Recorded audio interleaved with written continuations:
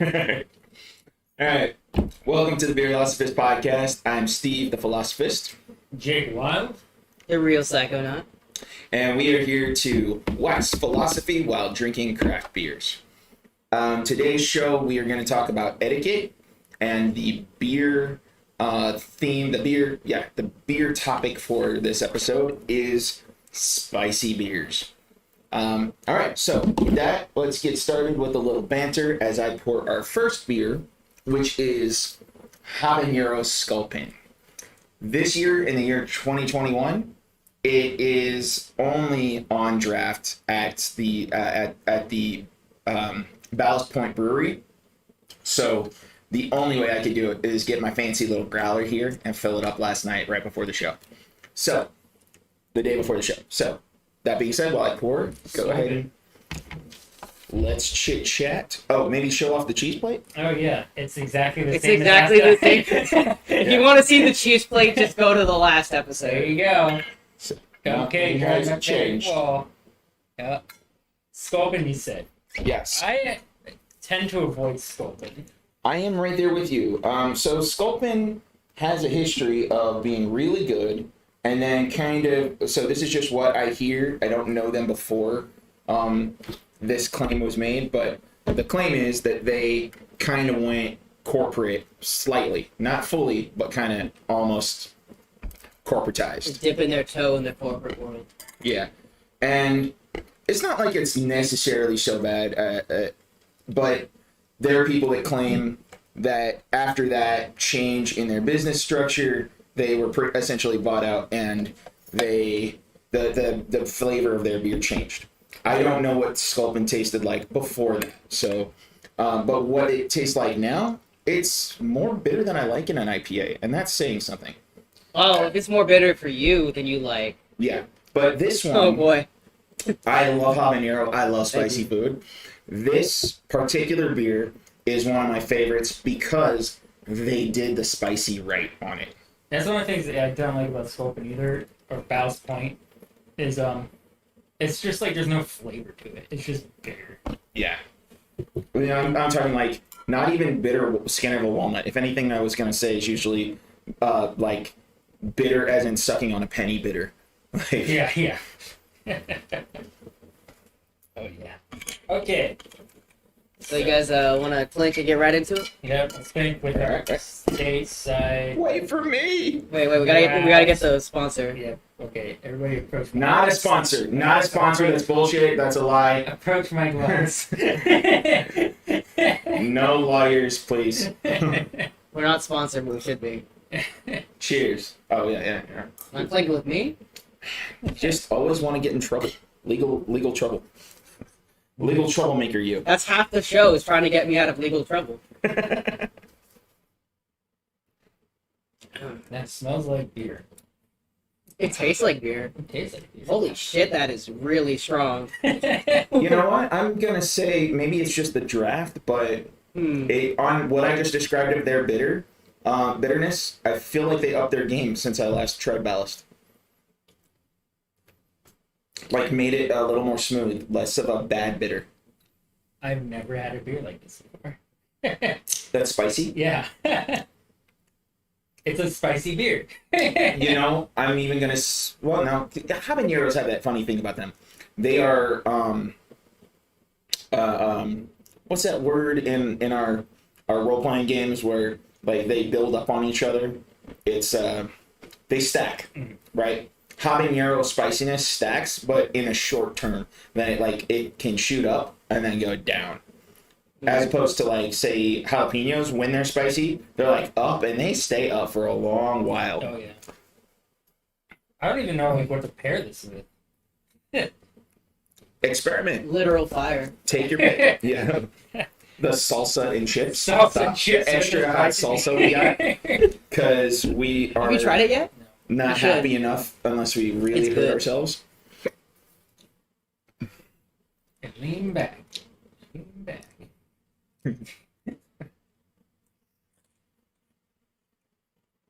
Oh, also on today's show, we got the same things we had on the cheese plate last week, except we added some pita chips. Pita chips are good, But I prefer, like, when I'm pairing foods to have this, like, plain canvas cracker, water cracker, that we got from Trader Joe's. And also not a sponsor. And then there's the pita chips are good. They're just not a blank canvas to try something from. And the pita chips are salty, and I got, blood pressure issues. I prefer to stay away from the salt. But we had a request, and so we took it on. I'm going to go ahead and even start with that. See what that's like. Cheddar and a pita chip with the beer. It's really good with the salsa. Oh. Let me try it with the cheese. Oh, am I being pretentious enough to advocate this? Maybe. Go for it. For you, man. Yeah. I should have probably already put this on. I'm talking about my craft. Or my favorite craft. You're being pretentious. You put on that. Put on the hat, Steve. Put on that hat, dude. Alright. I told y'all I was getting him a top hat. The first impression on the beer? First impression? Yeah. It was just really strong. It didn't taste bad. It was pretty good. Like for an IPA. It's kind of the same opinion for me. It's like a spicy beer. It's a spicy IPA. Yeah. I like that the citrus is coming out in it. I feel like it's a little less spicy than the last time I tasted it. But then again, there's a thing you notice when it comes to spicy stuff, like with hot ones, whenever they reach the bomb. If you ever tried the bomb, number one complaint about the bomb hot sauce isn't really the spicy half as much as it's bitter as hell. And the bitterness kind of compounds the negative effects, like you're hurting yourself double. So too much bitter. I think that the fact that the bitter is less, it doesn't really like bother me as much, or like not bother me. It doesn't come close to my limits like the last time I had this beer in terms of spiciness. Try having it with this. That cheese? Oh, with the apricot Stilton. It's good with that. Stilton. What did you do? Pita chip or I did one of these. pita chip? Mm-hmm. Water. Oh, but you know Wow, what? that. Like I said about habanero, it's stacking. It's burning me. That's right. You know what? It does taste a little spicier now than it did like a couple minutes ago. Mm-hmm. That's some weird shit, man. Because you think when you're drinking something that it's gonna get, it's not gonna be spicy. You never expect a drink to be spicy, right? So it does hit you with that weird like layered spiciness. Like the more you have it, the spicier it gets. That's kind of strange. Okay. What's the ABV, by the way? Oh, yeah. Did I took that down? It's 11, I think. 11? No, this is habanero. It's a 7. It's a 7%er. Sorry. I kind of got disorganized this week with the notes because I started them on Saturday. From now on, I'm going to have to start them on a Friday to make sure I get through all the research I want to do. And I did a lot of research for today's show, including reaching out to friends whose feelings I knew I was going to hurt, inevitably. But we worked it out, so it's all good. All right, so the first topic, let's just get into it. The general topic for the episode is etiquette, and I titled it Boundaries and Triggers and Offenses, oh my. Because while we're not a culture in the U.S. so much as like we care about elbows on the table all the time, like some people do, but not a majority. We don't tend to care about, are you eating with your garden fork? Or, no, you're not garden fork. Your salad fork or not, unless you're of that ritzy, high class bourgeois bullshit culture, which is still a huge minority. Your pitchfork? Yeah. I'll eat my salad with a pitchfork. That's why it's not a pitchfork. That's why garden fork. But etiquette also taps into a lot of like, etiquette is a branch, I would say, of ethics, because you're talking about the way in which people should behave, and that ought to behave. So with regards to that, a lot of what the U.S. Culture focuses on, and probably a lot of Western culture as well, isn't so much like how you arrange yourself or how you present yourself, unless we're talking like business culture, but it's more so in how we talk to each other, the choices of words that we use, and a lot of it goes into being sensitive and respectful to each other in regards to the kinds of topics we talk about, the opinions that we hold. It gets crazy in that regard. So we're gonna go still fundamentally start with the basics. So let's talk. I kind of already gave my rendition in terms of philosophy. What is etiquette? But like let's see. You guys have thoughts on that right off the bat? Do you have an opinion of what etiquette is? You want to take this one? Well, just the basic definition for me. It's how you're accepted in society. How you're accepted in society. Or how you kind of how you're accepted in society, or how you treat society around you. Kind of the thing, like I was raised in a very high etiquette family. Ooh, this I didn't know. Yeah, my dad was a redneck, and then my mom was a high class. So, and I was taught all the stuff. And I just flat out don't do it anymore. I mean, I'll do the basic things like holding the door open, like chivalry and that kind of stuff. But like I'll wear this to like a wedding if I was allowed to. I can totally see that. Like I purposely go out of my way to like. But okay, you wouldn't wear that to a wedding only because they tell you not to, or to be courteous. And to be I would do it only if they told me not to do it. I would show up and they go, you can't show up like that. Like, okay, I go to my car and grab a suit. I bring it just knowing that they're gonna say no. Jake just has the random suit in his car at all times, just in case. Well, only if I go to a wedding. No, I mean, with etiquette for me, it's just making people feel comfortable around you based on the little idiosyncrasies that are sort of accepted throughout society. Like, handshakes when you first meet someone is etiquette. Eye contact, that's different in different cultures, but, in some cultures you can't, or eye contact is rude, and in some cultures it's polite. In American culture, it's a polite thing, I believe. Correct me if I'm wrong. Yeah, it is. Yeah. But I think in some Asian cultures, it's actually, like, very rude to look someone in the eyes. Especially if they're at a higher station than you. But really, to me, etiquette is just being polite, just having the manners to know how to act in a certain setting. And I'm not really against it. I used to be. It's definitely helpful to be for it.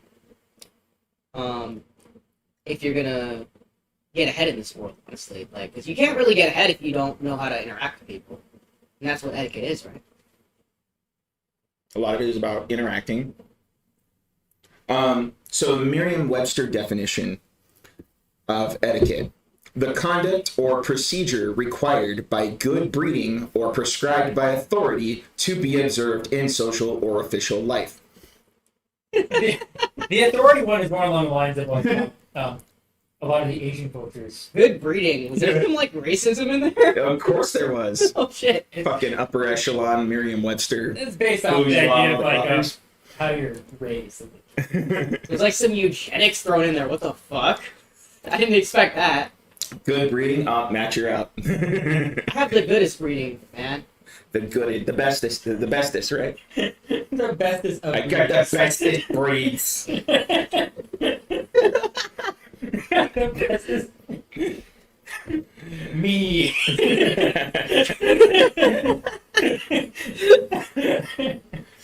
I'll take it. I'll take what I can get. Now, I'm doing my research for the philosophy of etiquette, seeing what's already been figured out or talked about and established. Honestly, there's plenty of people historically, Eastern and Western cultures alike, that have put their 2 cents into what etiquette should be for a culture and why it's there, why it should be defined. But historically, I wasn't able to find any figure that has a clear framing or outline of what the philosophy of etiquette ought to be. And so, surprise, it's very subjective, as opposed to actually being about something you can put a finger on and say, for these reasons, this is etiquette. right? It's very cultural, is what you're getting at. That's something to bring up a little down the road, because we're still kind of trying to define it for ourselves. But yeah, I'd say that's an important aspect. So these words came up in my research, and I want to play a little game of: do you think this word is meaningful or deepity? And by deepity, I mean it sounds deep and meaningful, but when you really stop to think about it, it doesn't really mean anything. It doesn't make any sense. All right, so meaningful or okay. Or deepity. How can mirrors be real if our eyes aren't? Okay. Jaden Smith. Deepity. Okay.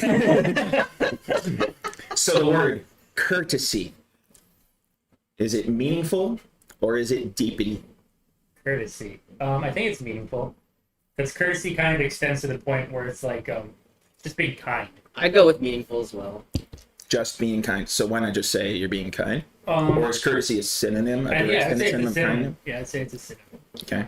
So it's another word for being kind. It's another word for being polite, I would say. Maybe almost like extra polite. To be courteous is to go out of your way to be. Well, if somebody, like an old granny is trying to open the door, right? Or across the street. Or across the street, it's courteous of you to like help her get across the street or open the door.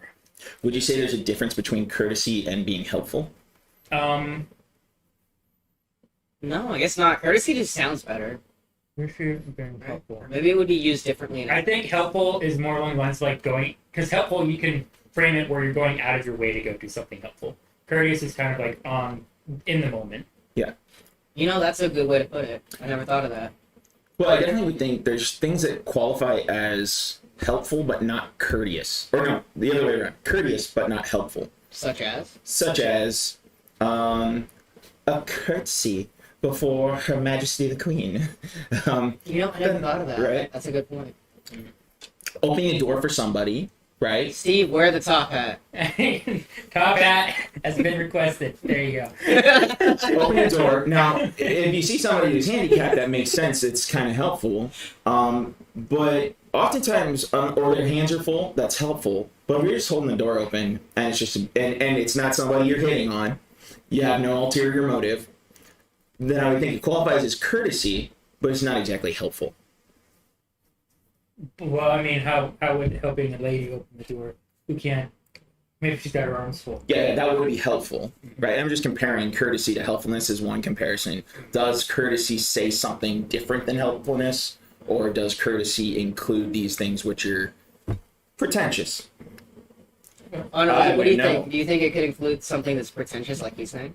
Um, Or would you just not really factor that in? I think yes, because going back to the analogy of going to a wedding dressed in a suit, it's courteous of you to go to that wedding wearing a suit, right? Yeah. That's not necessarily Not helpful. necessarily helpful. It's just not being a dick. Yeah. No, you're being helpful because you're fitting the color scheme that the bride decided Yeah. was going to be the color scheme. I could spray paint my body if you want. What colors are we talking about here? He just has a spray painted suit. Even this tie is spray painted. I want to see that wedding, actually. Like, people just show up, they're spray When I painted get married, if that ever happens, I want you to spray paint your suit. I want to come to it. I'm down. I give you permission. Yeah. Watch her divorce you before the wedding's over. Look that onto the aisle. Hello. Nope.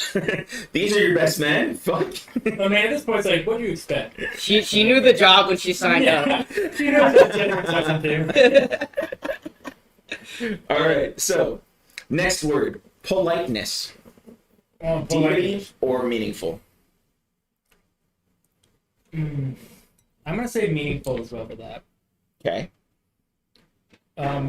She knew the risk when she took the job. That was the saying. So I can't really think of anything else to describe politeness. Maybe courtesy? Yeah, but I mean, yeah, like politeness would be like the root. I mean, because I came up with this game, it's pretty obvious where I stand. I kind of feel like all these are deepity, at least to some degree of how they're used often. It's You like, made a compelling point why courtesy is not necessarily a deepity. So I'd actually like to change my answer. I don't think courtesy is deepity. I think that, what was the other one? polite. No. Meaningful. Sorry, meaningful. I don't think it's meaningful. I think, wait, fuck. What was the if it's a DPD, what does it mean? DPD means that It sounds deep, but it really doesn't say anything new or clear that you can interpret. Oh, then yes, I think it's a DPD. So you think courtesy is a DPD? Yeah, you actually Okay. convinced me. All right. not me. Okay. And then politeness. You Where are we convinced on that? Where are we on politeness? I'm leaning towards meaningful for polite. I would go meaningful politeness because I can't think of a pretentious reason for being polite. All right. So what is You need the to be meaning of polite. politeness? What is the meaning of politeness? And are we saying it's just a perfect synonym for courtesy? Let me just grab my dictionary. Hmm. What is the meaning definition? Hold on, let me get my top hat. You really want to ask Merriam-Webster this after she said you're bad at, like you can't have good etiquette with poor breeding? I'll take the beanie off. All right, Mister. What's your answer? What the definition of politeness is? Oh, I don't have a definition. I didn't prepare one. I'm just complaining because I didn't prepare that part. Can you? What was the question again? Politeness. What does it mean if you think it's meaningful? Like I said earlier, to be polite is just to be respectful enough to those around you to not make them feel uncomfortable. DPD. Remember my DPD. I agree with that. Yeah, that's right. I don't give a shit. Yeah, politeness is a DPD. I'm gonna gamble it as a DPD. Meaningful. I like that. I like that. Politeness is DPD. Wait, what? I think my. I made the case against myself? Yeah. Oh, fuck. You think politeness is meaningful? Yeah. It's funny how the world works. Isn't that right? How we all see things? The reason why I like as soon as he Why said, do you think it's a DPD then? because you're going out of your way to be polite. Well, To yeah. make, to make people feel comfortable. Is that a bad thing? Yeah, it's like you should not have to make somebody feel comfortable. They should be able to deal with it. In my opinion. If not, they should leave. Okay, but hear me out on this one. Alright, I'm hearing. So we all live in a society. We live in a society. Yeah, it's society, yes. Like, when I try to do the Joker thing, I couldn't do it. Yeah, society. We live in a society. No, is it not important, the fact that we live in a society, to try and basically get along as best we can? Because that's one of the things that, as a human, that is our best trait, to cooperate. Mm-hmm. And anything that is advantageous to cooperation, is that not therefore good? Is that not therefore necessary? No. Okay, so you're saying for politeness, communicating collaboration. Yes. So for people to live together in a society, we need to collaborate. Mhm. To make movies, to work at whatever business you're at, you have to work with people that you're not familiar with. Mm. And to help with that, instead of, obviously, booze is a social lubricant for situations like this, or for, social events. You can't do that at work, so therefore politeness. Be polite and buy me a beer, motherfucker. I'm saying you can't do that at work, as much as that would be awesome. Unless you work at a brewery. Yeah. Oh boy. And are they polite at breweries? Yeah. A lot of them are Probably, pretty yeah. damn good when they're a legit brewery. Well, my point is, it's sort of a social lubricant in a sense. That we have a set way that we act to make people feel comfortable so we can work together as a society. Mm-hmm. Therefore, I think it's meaningful. It serves a purpose. Now, granted, everything that people deem as being polite or being not polite, I don't necessarily agree with. I don't agree with the fact that it's not polite to curse. That is how it is, though. It's not polite to curse in public. It's not polite. It's considered an established rule in the U.S., like unspoken rule. Yeah. I'll curse Profanity is impolite. anywhere at any time. I don't give a single fuck. Was that sarcasm? No. I just said yay. Oh, okay. Yay. I don't know, I don't give like- a single fuck. Yay. Cheers to not giving fucks. Cheers! That was a good one. All right. Here at, what's our podcast called again? Beerlosophist. Here at Beerlosophist Podcast, we give no fucks, and also fuck you. I didn't see what you're saying. Of purpose. Was Too real much. high. That's really spicy. It went down the wrong one. Oh boy. Polite people don't. And others, yeah. Put your beanie back on. That's not polite. It is not polite to spread COVID. Not gentlemen. I'm just trying to be closer to Jake. And now we're germ buddies. Yeah. Well. Yay. That was. It's really hard to So- tell with you sometimes. All right, just so we keep moving forward, consideration. This is like As all, in these are all being words I considerate hate. of others. Words you hate, where we at? These are all words I hate. Yeah. Where are you looking? Courtesy, politeness, consideration.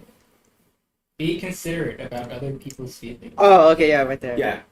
How can I be considerate about other people's feelings if I don't know what they are? Hey. That's fair. That is a really interesting perspective. No, that's absolutely fair. I can't read your mind. How can I be considerate?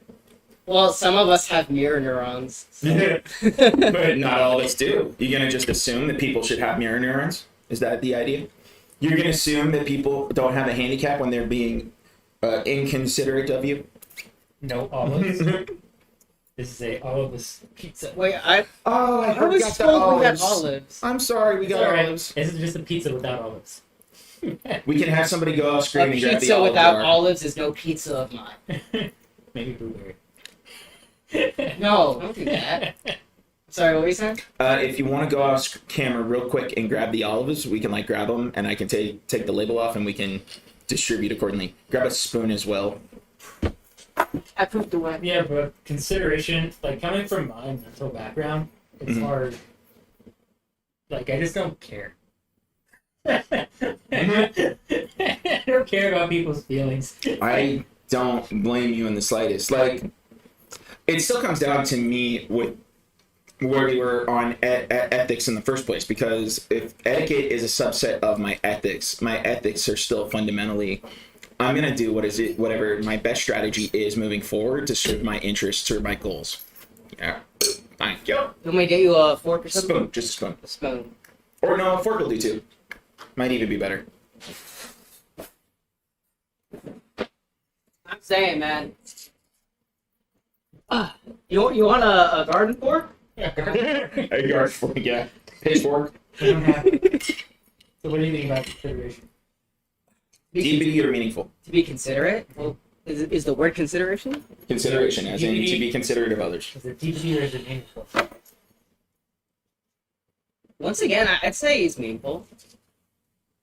To be considerate is just once again to be to have empathy, which is important in society if you're going to be cooperating. You know. Mhm. Now, granted, if you're going to talk about perhaps a leadership role, like a manager, you should be considerate to a point, but then it's you have to draw the line somewhere if you have an employee that's showing up drunk every day. You know. I draw the line only on Wednesdays. Every other day is fine. I want you sober on Wednesdays. No, legit. When I worked at Carl's Jr., there was an employee, this older Mexican lady that would always show up, fucking wasted, totally drunk, and no one said anything because she was a mean bitch. So if you said something, chew you out. Wow. But the manager You kept didn't. your job. Yeah, the manager didn't give a fuck. I mean, after the manager got fired, she was gone. But it worked out for her for a while. Yeah. Yeah, consideration. But I'm pretty sure that fucking piece of shit manager was stealing from me. I'd say consideration is deeply. All right. Why? Why? I don't think it's important to be considerate. I don't think it's necessary. So you're never considerate to me or Steve. I'm doing it off of just what's the word I'm looking for? Courtesy. It's just a courtesy. Do you think it's more I'm of not really considerate of your What's needs. different then? Okay. But courtesy and consideration? Yeah, 'cause you said one of them's meaningful, one of them's not. Yeah. I think courtesy is meaningful. Because I think it's from what you were saying, it's important. Serve up yourself some olives. to cooperate in society. And to be courteous towards other people is kind of like the whole thing where you're trying to guess what their feelings are, even though you can't do that. Going around just making sure everybody's day's fine. Like I said, the definitions I was giving earlier. Opening a door for somebody, helping them when you see them that they need help, but just being courteous.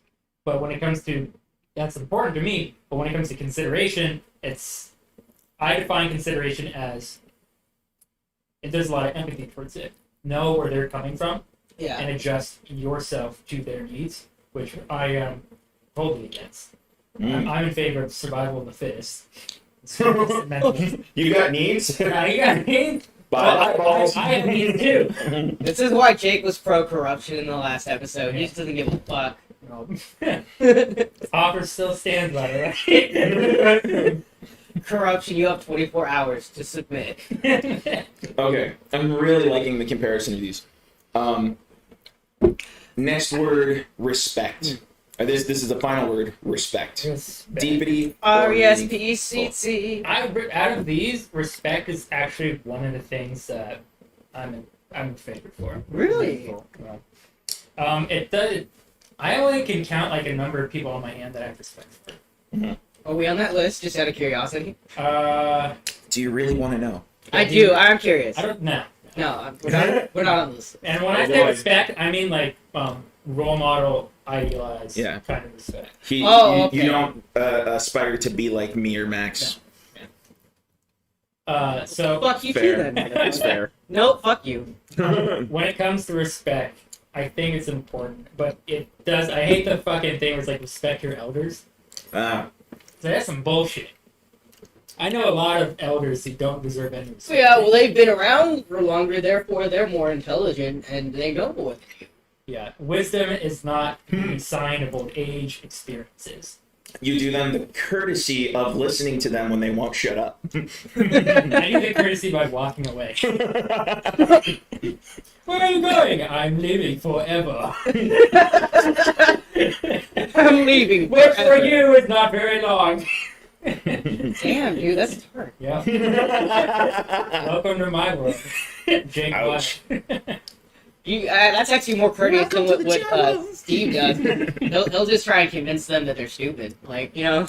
Yeah, it's like I do people, not just old people, but people who won't shut up. I do them the courtesy of listening or pretending to listen to them, so they feel good about themselves, like they got it off their chest. I used to be that way, where I would like argue with people, and then just got to the point and said, "No, I'm just not going to engage in the conversation." Once you realize they're too stupid to get it, I give up. The only thing is, I obsess with certain topics. So if you mention something like craft beer in that conversation, then I'll be like, ooh, I got something to tell you about. I got something to say here. But otherwise, I'm just gonna be like, yeah, okay, cool, bye. Now I can go with the knowledge after this episode that Jake doesn't respect us. Mm-hmm. Yeah. I respect you, Jake. All right. So you shouldn't. I'm a motherfucker. a deeper dive into your responses would be fun. I think we're gonna cross I'm all all those out. You guys bridges. need to catch up. Yeah, man. Oh wait, what time? Here's an example how Yes. I feel about this beer. It's a little strange. And now the Psychonauts is on top. Mm-hmm. It's weird being. FYI, this is a competition, just so we know. I wasn't trying to drink faster for the record. I was drinking however much I wanted to, like usual. It just so happens that they drank slower than me this time. Yeah. It's just a beer for me. I'm not 100% into it. Okay.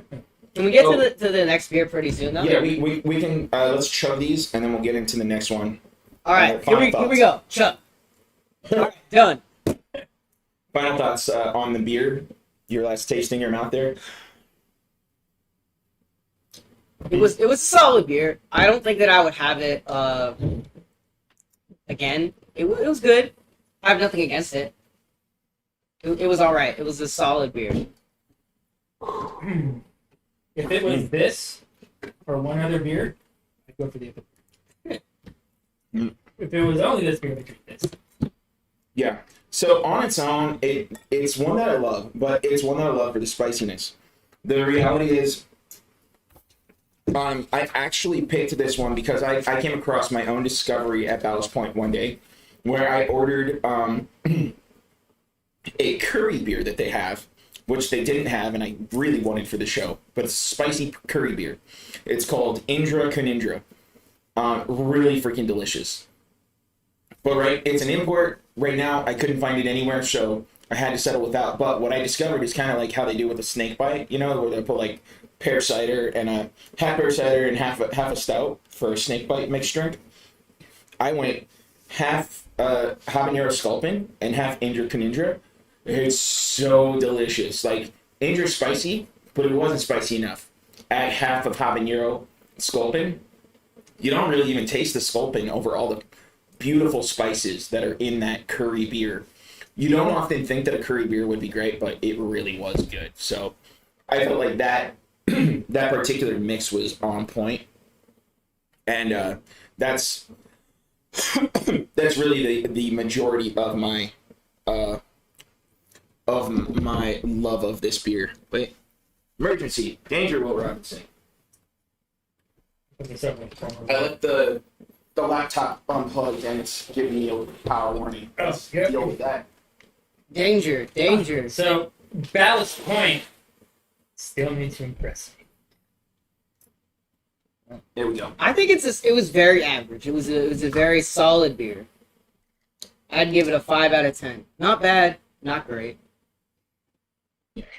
I gotta go all the way over there because it's all. You know what? If it was spicier, I would fuck with it more.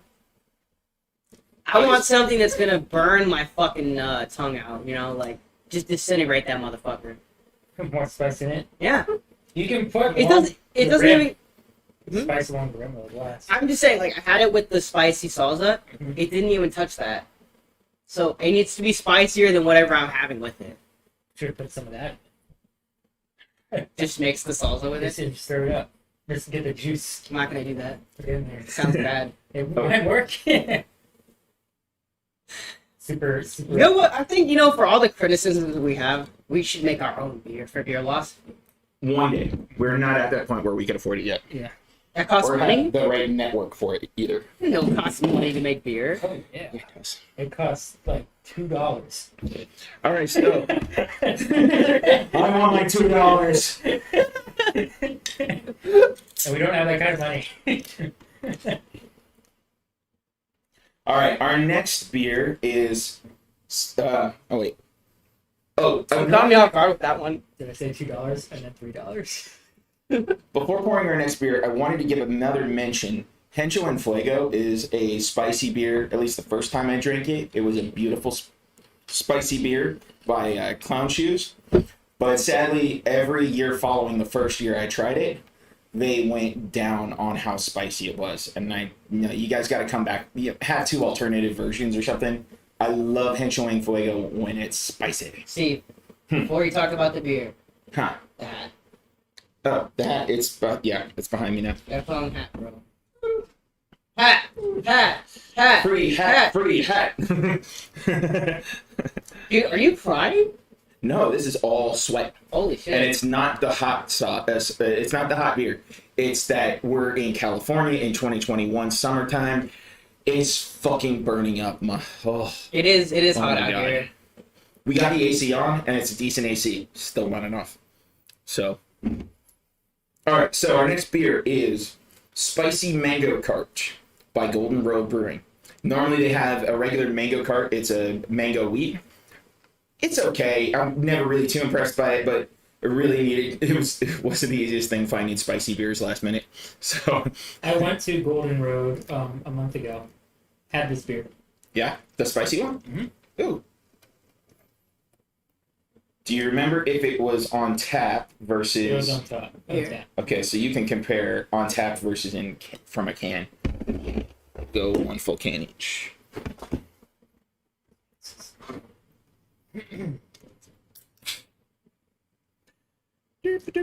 Does Patrick actually watch us? Yeah. He loved the first episode I showed him. He's like, do more. Do so much more. Episode of 1 that. or episode 0? Episode 1. Mm. 0 he might have listened to, but I don't know. Hi, Patrick. What's up, Patrick? Still my buddy. I'm sorry about that shit I said earlier.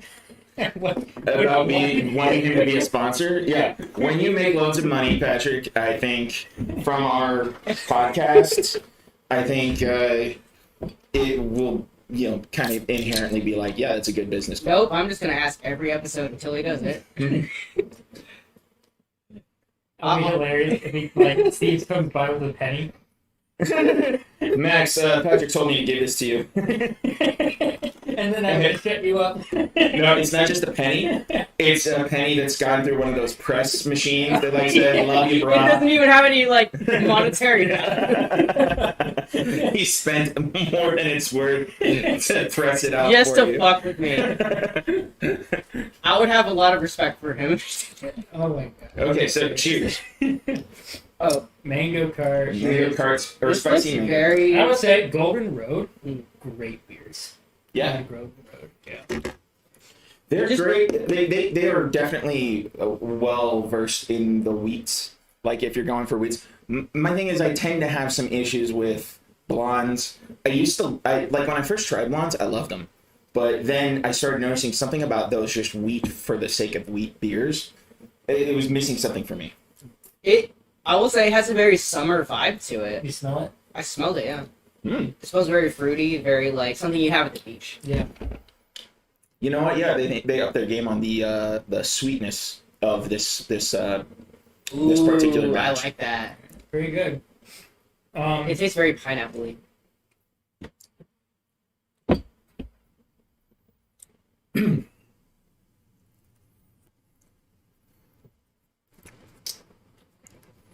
I'm trying to compare it to the one that I had on draft.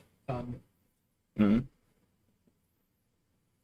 There's not a very big difference there, but I think I always prefer the things on draft Mhm. just because it's on draft. It's fresher. But yeah, I mean, yeah, not. This is very close to what it was. Then again, I did have it. Mhm. So. Good. It's a good beer. Yeah. By the way, I'm that way with Dirt Wolf by, was it Victory? Yeah, I want to say it was Victory. Yeah, Dirt Wolf. I don't know if you're Dirt Wolf's an IPA. I think it's a hazy, technically. Ooh, we gotta have it on sometime. I love hazies. And I never liked it out of the bottle. Like, out of the bottle, just nothing to me. Like, it's another IPA, it's kind of weak sauce. But on tap at one of my favorite places, which ended up closing down, it was there regularly, and every week we had these meetups, and I would go there and I would order the Dirt Wolf because the Dirt Wolf on draft is so amazingly delicious. And it's nothing like the bottle. Yeah, this right here. Definitely drinking that on the weekend. Right on. Like right on, like on the balcony, or At the beach, if I'm going to the beach, I'm picking this up for friends. it's very good. I got it. There's something very summery about all of the scent and the flavor of it. Well, The spiciness, though. What are your thoughts on its spiciness? After we already had habanero, I can taste the spiciness, but it's very small. it's like I'm just tasting it in my throat, but not in my mouth. Yeah, I'm right there with you. The flavor's definitely drowning. Yeah. Which, I mean, maybe the spiciness is just highlighting the flavor a little bit. You don't get this beer for the spiciness. You get this beer for the flavor. Yeah. It's delicious. Or, I mean, if you want just a little bit of spiciness, it's a very light spiciness. I think we might have killed some of our taste buds with the habanero to start, by comparison. Maybe that wasn't the best idea. But This is a very well thought out podcast. thank you. Yeah, I tried. I was sarcastic. I don't care. I'm taking it. Okay. Next. So I wanted to point out my philosophy when it comes to etiquette so far here. At least like as far as what etiquette is. Yeah, I defined it already as like it's a subset of ethics. But I would also point out like since nobody's really organized etiquette yet in the philosophy world in academia, or at least nothing I could find, I would say you should organize etiquette or arrange like the categories of etiquette based on the functions that the particular behavior or ritual or tradition or what have you happens to serve, right? So I have some functions that came to mind as I was bringing this up. So one function is to avoid conflict, right? So like the courtesy of taking your glove off as a knight and reaching your hand out and shaking the person's hand. That is, you're trying to avoid conflict when you're in battle garb, right? You could just, by the very fact you're holding a sword and you're armed, right, and you're wearing armor, be seen as a threat to somebody else. So I see that as you're wanting to avoid conflict. That is why we shake hands. Are you saying people who open carry aren't courteous? Are you saying you're anti-Second Amendment? No, that would only matter if they had the gun in their hand.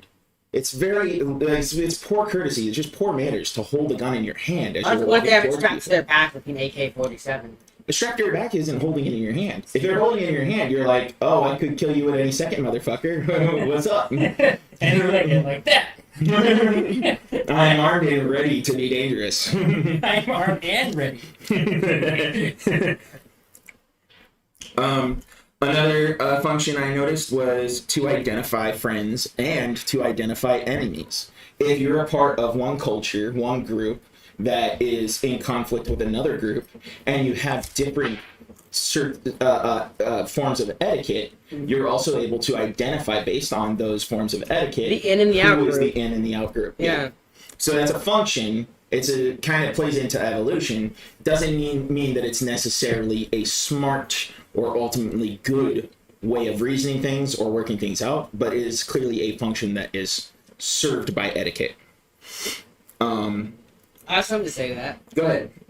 So when you talk about initial introductions when you meet someone to shake their hand, there's actually a lot you can learn about people from a simple handshake if you know what you're looking for. Is this part of the power stuff you were talking about before? Yes, but this is different. This is not the 48 laws of power. Okay. This is just my own personal experience. Is that, for example, when I've met some people, and you shake their hands, if they have a soft handshake, it means they're submissive. If they have a firm handshake, it likely means that they are, what's the opposite of submissive? What would be a good adjective? Not submissive? Dominant? Dominant. They're even more dominant. Mm-hmm. I've even had someone who, in shaking my hand initially, they tried to do this shit. Here, give me your hand. Like, you can shake it. They try to, like, force your hand down like that. Have you ever had that happen to you? Yes. Yeah. That's like them trying to be like, asserting dominance. So there's a lot you can learn from a simple handshake. Yeah, like when it's anything but just grab, lightly squeeze, let go. Anything but that, you're like, what the fuck is wrong with this person? It's about knowledge. It's about that initial getting to know someone, right? That's what the handshake is for. When I was more insecure about any femininity that could be perceived by me, because that's where my younger generation was at, I was weirded out, like back in 2000 to 2003, when someone somehow would, I don't know if it's intentional or accidental, but they'd shake my hand by grabbing it like in the female way, right? Like a feminine, oh, yes, thank you. That is a very strange thing. And I don't know if it was accidental every time, or if it was like, did you really like just not have good hand-eye coordination, or did you really like want to just treat me like a lady? What happened? Why is this happening to me? You know what weirds me out? Now I just don't give a fuck, but... What weirds me out is when you're in a bathroom stall and you see someone's foot, like, go into the stall you're in. That guy's not being very oh my courteous. god. That's not very courteous. You're weirding me out, man. You know what that means, right? You bring your foot and you touch it. You don't want to do that. You don't kick That's it. not advice. It's violent. You gently touch it. I just get a little bit of gasoline out, pour it on there, and a match. Oh, I'm sorry, man. Oh. Now what you do is you gently, just like that. You gently touch it, and then you instigate the apology. Go. Oh, I'm sorry. But you don't move your foot. I'm just curious. Has that ever happened to you guys? That's happened to me. Oh yes. I don't know about touching. No, not touching feet from their. Not touching people, but have like they Everything do like. awkward about the bathroom. I think the bathroom in U.S. culture maybe deserves the most rules of etiquette for men. Well, you know what that means, right? That's gay. Maybe in the women's bathrooms as well. It's like it's the weirdest, most awkward thing. I don't have an issue of not being able to pee in front of people, but I do have an issue of doing anything in such a confined space at all. Yeah. I've got a story. So classic thing, like going to how people won't use the restroom at high school. Like they'll hold their shit in and when they get home, right? What? Yeah, people won't crap in the bathroom at high school. I've known people like that. Yeah. Yeah. Mostly because it's a public bathroom and they don't want to do that. But mostly also because of reasons like this. So I was doing business, right, in the bathroom, and some kids came in, and they go, "What smells like shit?" And I go, "Me, I'm taking a crap." I think I was a junior. So you knew you were fucking with them. Yeah. But they were also going in to fuck with you. Like shame on you for being in the bathroom taking a dump. Yeah. Jake, turn that shit right the fuck around. I can just picture, people going into a building. What's that smell? Me, I'm fucking killing someone over here. No, that takes a while to smell. Don't ask me why I know. I don't know. Like, It takes a couple weeks at least, you can chill out for a bit. no, after that, they laughed and then they left. I was like, yes, let me get my damn business. Like, finish this and then get back to what I was doing. Do you mind? Yeah.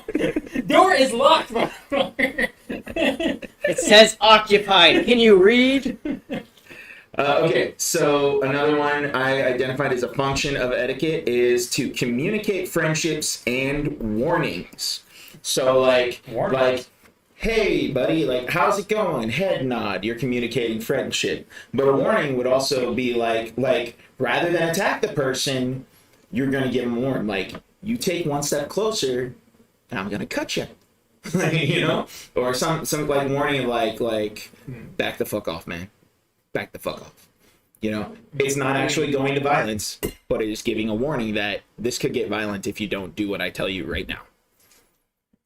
I wanted to ask a question here for you guys. Do you perceive a warning and a threat as exactly the same thing definitively? Warning's more ambiguous. A threat is more like, I'm gonna do this if you do this. A warning is like, I might do this if you do this. My warnings are threats. Hmm. I don't give warnings.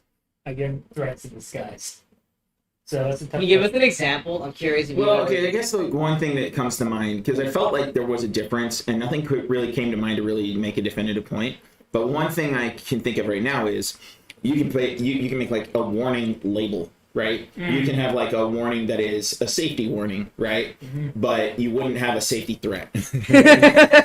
It's more along the lines of like A safety threat, dude. or like if you drink this, something bad's probably gonna happen. yeah, that's a warning. It's not a threat, it's a warning. Well, I mean, but like safety labels are put on items like you're not threatening the person with the item. Mm-hmm. They're just using it in the wrong way. Mm-hmm. So like at that point, it's out of your hands. You have no involvement in what they're doing. With Mm-hmm. So is that the difference? It's just less in your face.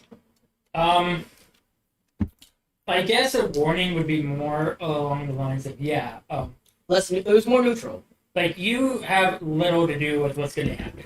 Like what do you call it? The radiation symbol. That's a warning, right? You have nothing to do with it. You're just giving a warning, right? You're not forcing the guy over there. Yeah. You put that there, like do what you want. I'm just letting you know. Well, there's like no It can't be a threat because if you dig it up and you don't know about it, they didn't know you specifically were going to come across this radiation. Mm-hmm. So they have to give you a warning. They can't give you a threat because they don't know that you specifically were going to come across it. Yeah. That's the difference. Okay. Another function of etiquette: to climb social ladders, even if it's all just in your head. I mean, you have to be pretty stupid. No, people are that stupid. Really? Yeah, this is why I feel like I'm a genius. I must be a genius because too many people do shit to be polite and courteous and respectful just to climb social ladders, and everybody knows they're faking their shit and they're a half-assed fake personality, but their head, they're Jesus. Like, But that's just kind of how the world works. I think people know that it's bullshit. No, I mean, I would say everybody. It's like there's a portion of people who know that's bullshit, but they do it anyways because they know that's how society works. So I think you're right. There are people. There's a lot of people who are just doing it because they want to climb that social ladder. mm-hmm. And I think those people, in that extent, they don't know. They convince themselves that they're important and that they know what they're doing. Let's see. Okay, so then another function was kind of referenced earlier, sanitation, right? Oh yeah, I referenced that. Yeah.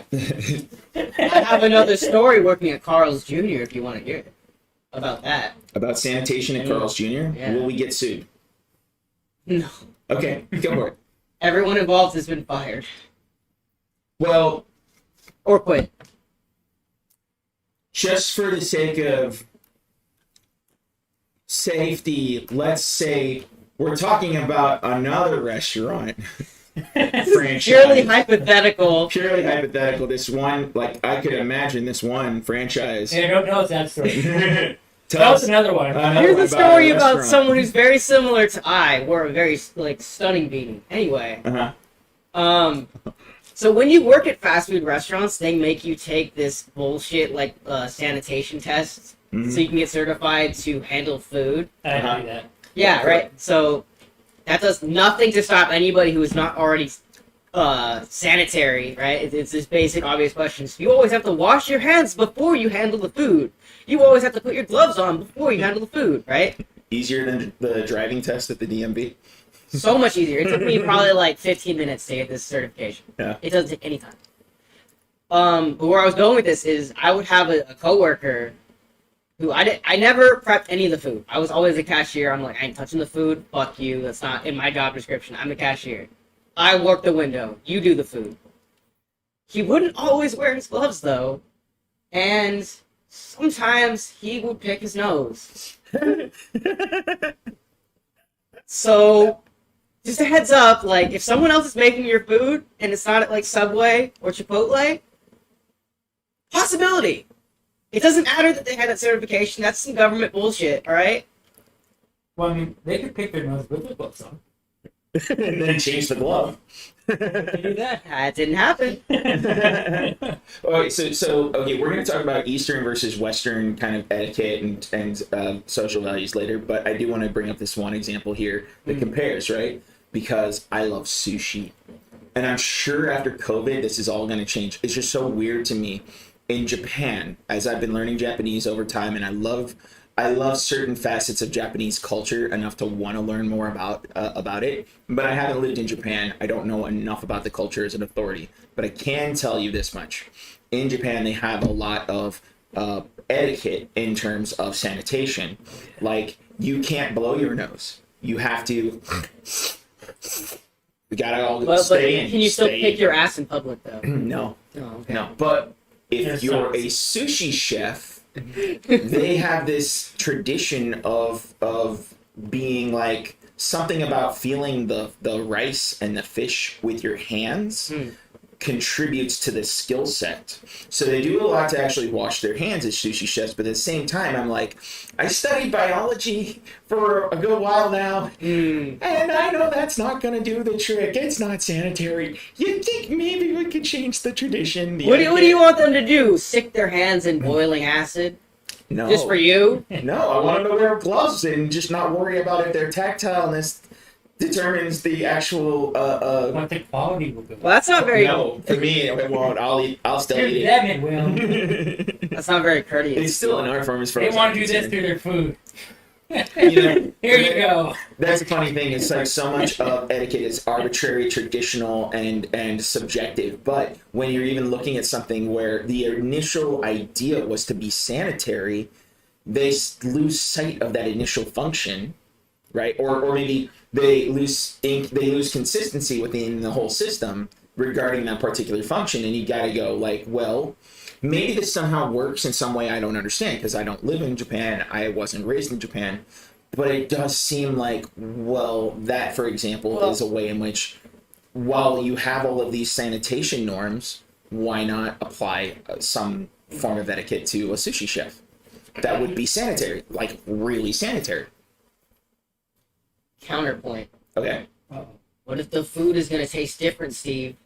It won't. You don't know that. I'll still See, eat they've it. been doing it for millennia because they know, Steve. They know something you don't. That the food tastes better whenever you have your hands in the food. I will take my butter knife. You wouldn't stab a guy wearing a top hat. No. I will take my butter knife. Don't make me kill him. I'll do it. I won't let him. I won't make him do that. I don't know if I can stop him, but I won't let him, or I won't make him do it. I'll take a glob of wasabi with my butter knife, and I will just, if I thought anything less about the quality, I'm just gonna rub it all over there, and then choke on the wasabi in my nose if I have to, because I still love sushi that much. I'd still eat it like that. Like. I just mean, okay, what if you could definitively prove that it would taste different if you did not do it by hand like they wanted to? I would still place sanitation as more important than my taste buds. Then, I mean, why don't you be courteous and not eat Japanese food?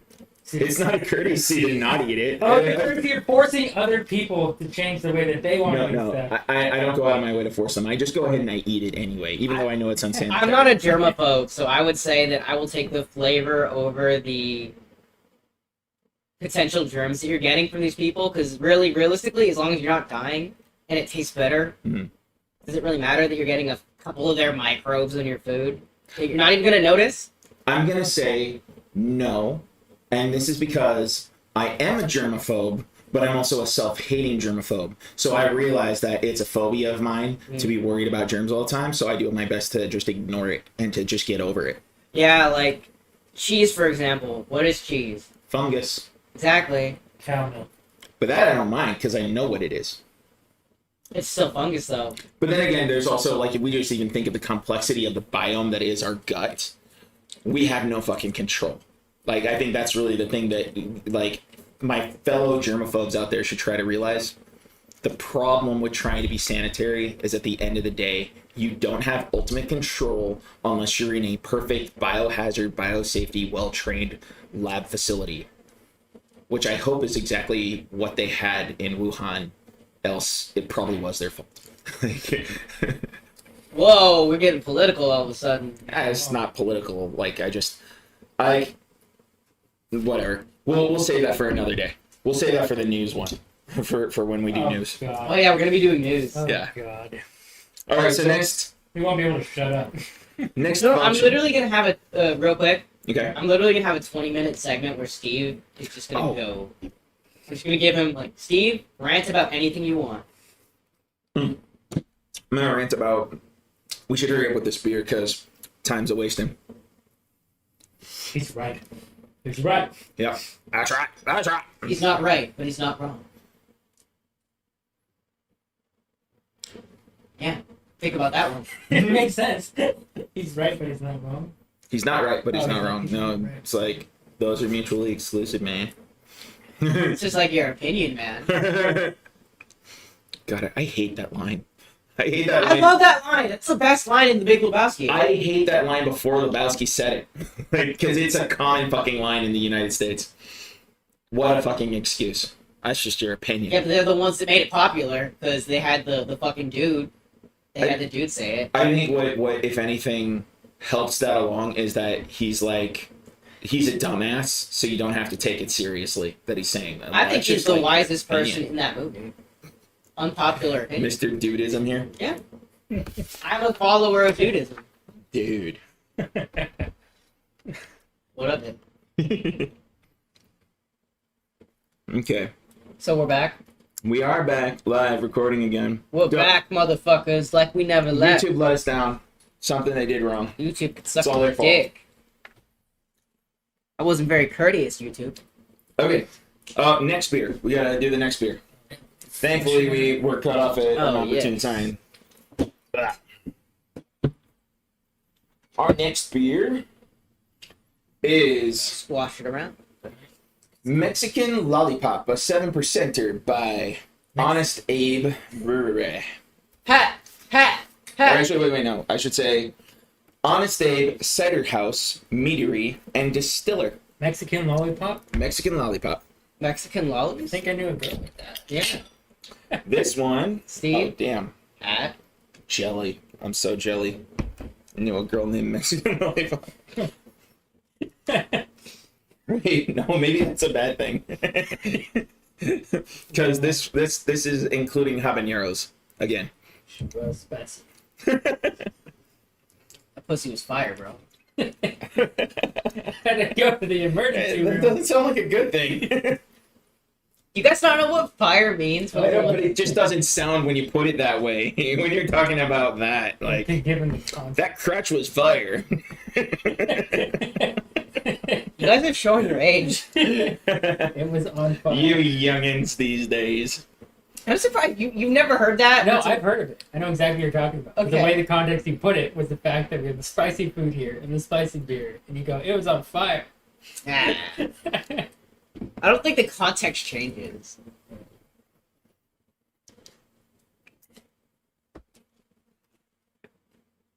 That was how the kids say it. Lit, you know.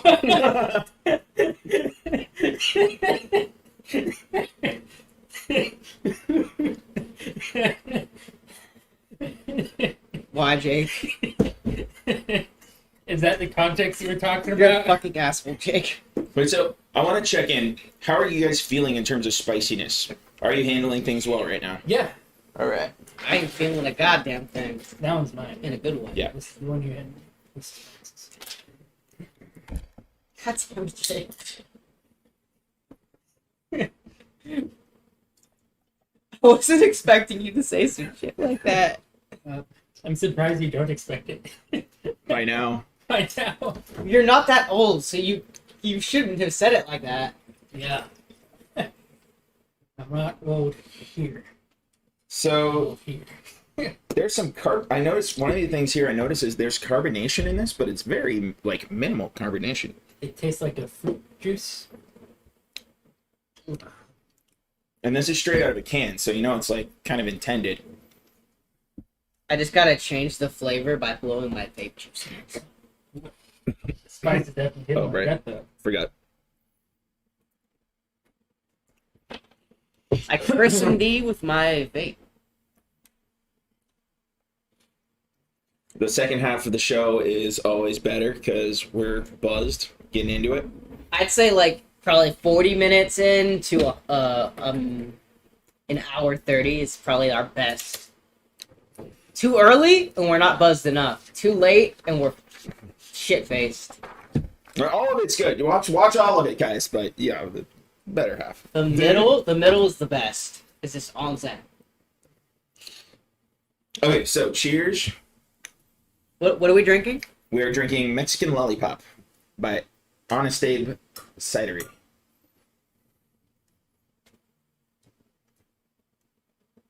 Is this a sour? No, it's actually just a fruit. It sounds exactly like a sour. It kind of tastes like a sour a little bit. Mm-hmm. It's in that direction because it's mango. Mango is a tart fruit. That's really interesting. This is the fruity episode. Nothing but a bunch of fruits in here. Spicy fruits. Oh yeah, that mango. It's so spicy. That boy ain't just a fruit. He's a spicy fruit. Watch out for that. Your gay voice is not very convincing. It shouldn't be because I'm not I there. tried. It's not good. I'm sorry. Got that gay lisp. You know what? I really love those kind of like shows where you have someone who's like cross-dressing dominatrix just with attitude. Like, one of the first times I What realized... are you talking about? Maybe it's a little underground for you, man, but it's like some really fun shit. Like, there was one of the first entertainers that I realized that I loved in regards to that is Scott Thompson on Scott Thompson on Kids in the Hall. I used to love Kids in the Hall, right? I was raised by television, so I loved a lot of shows, but Kids in the Hall, I mean, I was a straight kid, and I was even insecure about letting people have any indication back in the day that I could be homosexual in any way, because that was the times. But Kids in the Hall was just too much of a great show to deny. I loved comedy, and I just loved skit shows. Kids in the Hall was awesome, and one of their skits they did was Scott Thompson cross-dressing and just being like a femme noir... you know, for lack of a better word, I'm sorry, I just can't think of anything better, but like femme noir bitch. You know, like I just like that attitude that comes from those shows. And there's actually live shows you can catch a couple of them in Long Beach that are really fun like that. Or you can go to like a Rocky Horror Picture Show. It's kind of like Rocky Horror, but like it's not the same fucking movie every time. It's like really. They have new routines and new stuff that they do every week. Are we at the part where we have to hold Max back? Not yet. Not yet. That's in the script? Almost there. Yeah, remember we went over it. Oh, yeah. You're like, oh, I like that part. Shit. All right, so another purpose. Oh, actually, let's give a little more into the flavor notes. Yeah, we kind of just tasted it. Didn't really Yeah. much on the beer. Well, we did a little bit. It smells like a sour, but it's not a sour. You said it's because it's mango. And mango's a tart fruit. These two, the one we just had and this one, very similar almost in the flavor because they're both fruits. But I think I like the this one's sweeter. Golden Road more than this one. Yeah, I was gonna say it's sweet as a juice box. Yeah. Right. And when I smell it, I smell the wheat flavors of it being a wheat beer, but I don't taste the wheat flavors.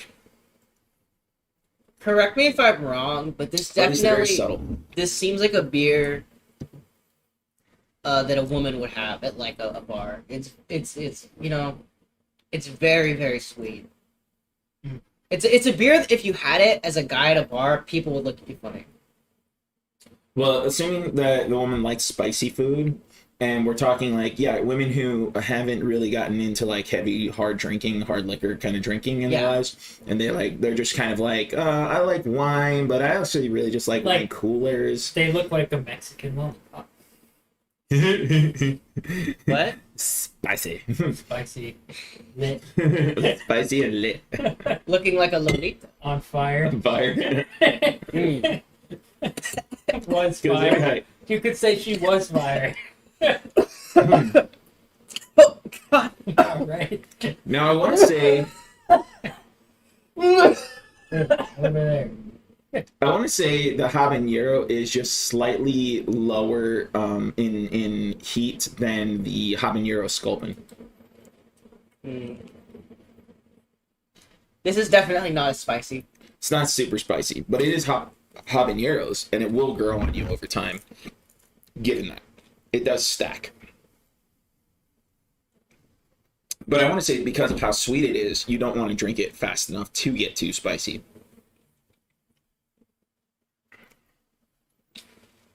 I don't know, there's not a lot to say about this beer other than it's very sweet and slightly spicy aftertaste.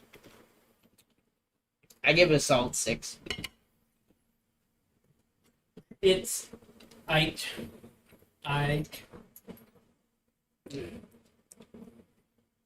Steve? What do you think? Is there a specific question? Because I gave about my the notes. beer? I gave my notes. It was like wheat and sweet and That was just your notes. I want your personal opinion. like you want me to give a rating? Yeah. I would give it yeah, for my personal taste, my personal interest, I would give it a 5 out of 10. It's not too spectacular. I wouldn't go after it for being spicy, but if you like sweet beers and you are interested in a little spice added to your beer, this is a good one for you. This is a little sweet even for me, because... And, you know, maybe this is you, like, forcing the IPAs down my throat all the time. I do kind of want something a little bit more bitter. Oh, still Max. A little more rich. Yeah. No, but I don't want it. Shut up. No. So why are we on this? All right. So another function for etiquette that I've noticed is proving or verifying the integrity or trustworthiness of the individual. So yeah, you're identifying friends, but sometimes someone's just a complete like random stranger, but you act in a certain way to show that you are trustworthy and that you have some integrity by being courteous, by being polite, going out of your way for somebody. It's like establishing a rapport. Or first In a way. impression. Yeah. I've never been good with first impressions. People have always told me, they're like, I wasn't sure about you at first, but you're fucking awesome. That's a constant thing in my life. Yeah, I've already told you, I'm one of those people with you where I've come to be like, it started out like, I'm not sure about you. You might be too hot of a firecracker. But then later I was like, dude, you are the perfect Jason Mewes to my Kevin Smith. Like, we are a fucking good tag team. I love it. People think I'm too intense. First impression. You? Yeah. You seem so laid back, though. Well, I mean, like, super, like I'll put on my sunglasses. I'll stare off in the distance. Like, do you mind if I borrow those real quick? Good. Whoa. That is really intense.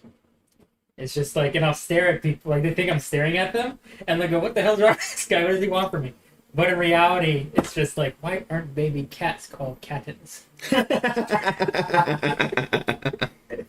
So it's like, people, it's a thing with the first impressions. Like, I don't do great first impressions, but once you get me talking, much better.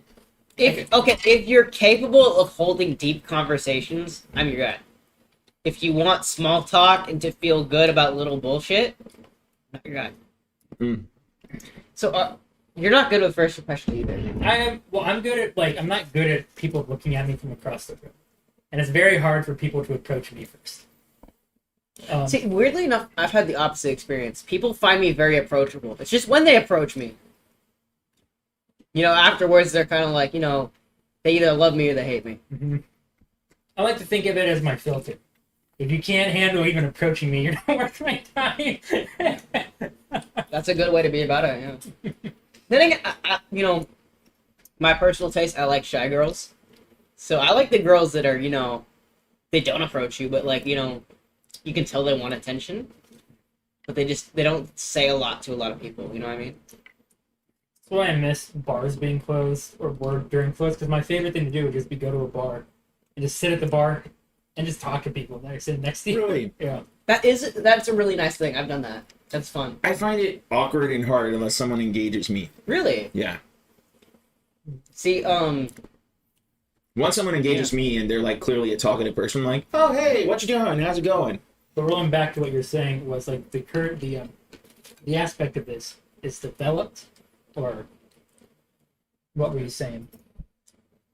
Or how Just people to prove and verify trustworthiness. and integrity. Yeah. And it's just building rapport. You know, like maybe the first impression isn't even all there is to it, but you like have these ways of having proper etiquette, being polite, courteous, considerate, and you build that trustworthiness with people. They're like, okay, that rapport's been built.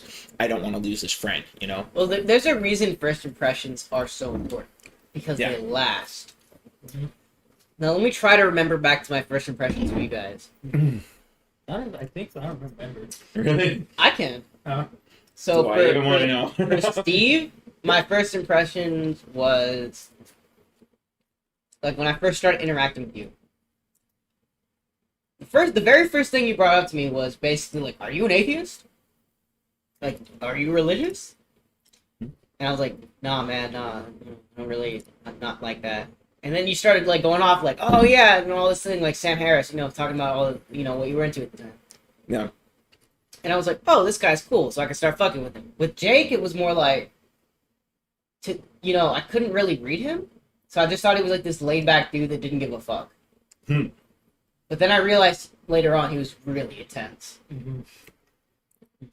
Like he would say comments to me where I go up to him and I'd be like, "Hey, what's up, man?" You know, he would just say like something really blunt. I don't remember what. Like, oh shit, this guy's fucking intense. I think it was over at Jerry's place. You think? I think. Is that like the first time you remember like actually acknowledging me? Yeah. I think we're having a conversation about meditation and drugs. Or something like That sounds like me. that. All right, so No, I'm kind of curious. Like, what were you guys' first impressions of me, or you know? I went up and I remember I was like, just like, hey, how's it going? Listening to you. I brought you here because where we had met up was like a little political group, It right? was just outside the building, right? Right. Same time. And yeah, you were like vaping or something, and I'm like, I'm listening to what you're saying. I'm not saying much in return just yet, but I'm listening and I'm actively listening. I'm like, okay, so he's a mild sociopath. I remember you saying that. Yeah. Dangerous one. He's at least mild sociopath, but Yeah. is he a dangerous one? I'll keep my guard up, but not let him know I'm keeping my guard up. That's how I think. You like, did a good in job this about that situation. because I never knew that you thought that Yeah. way. But I like just keep it relaxed. Yeah, we're cool.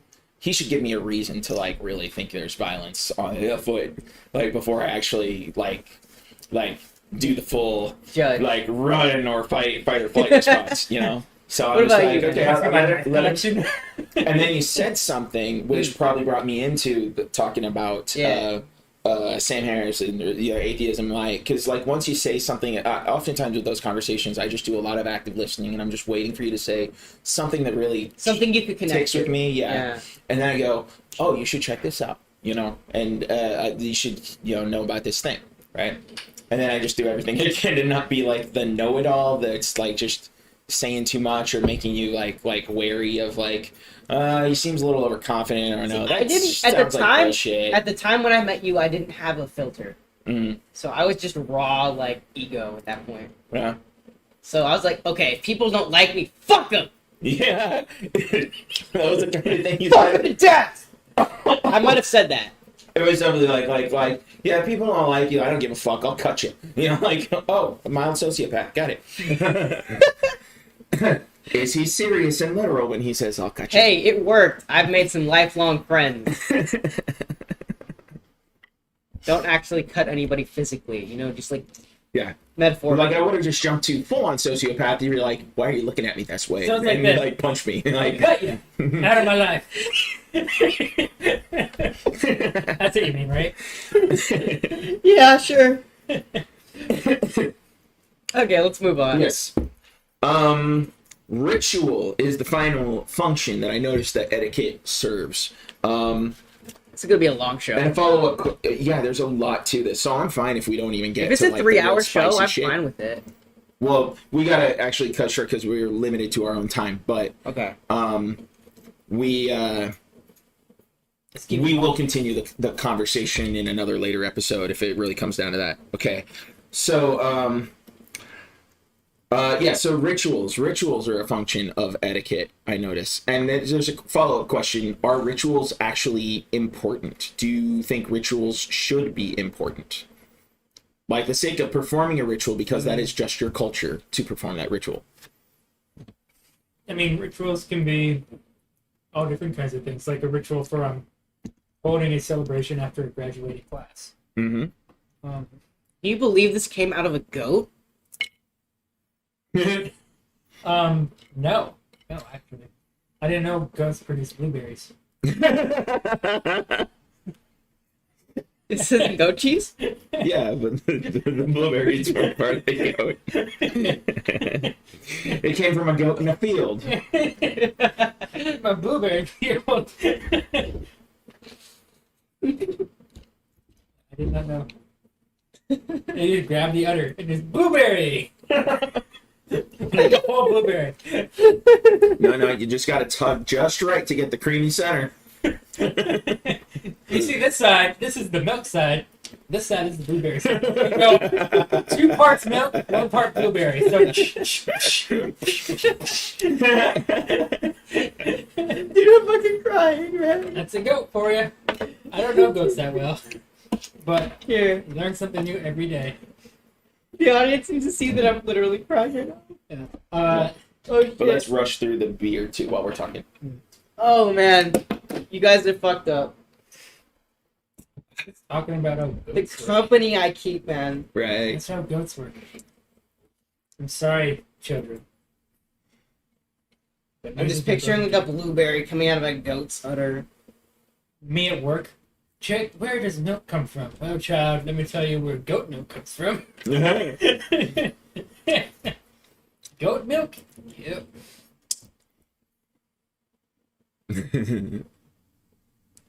All right, so ritual.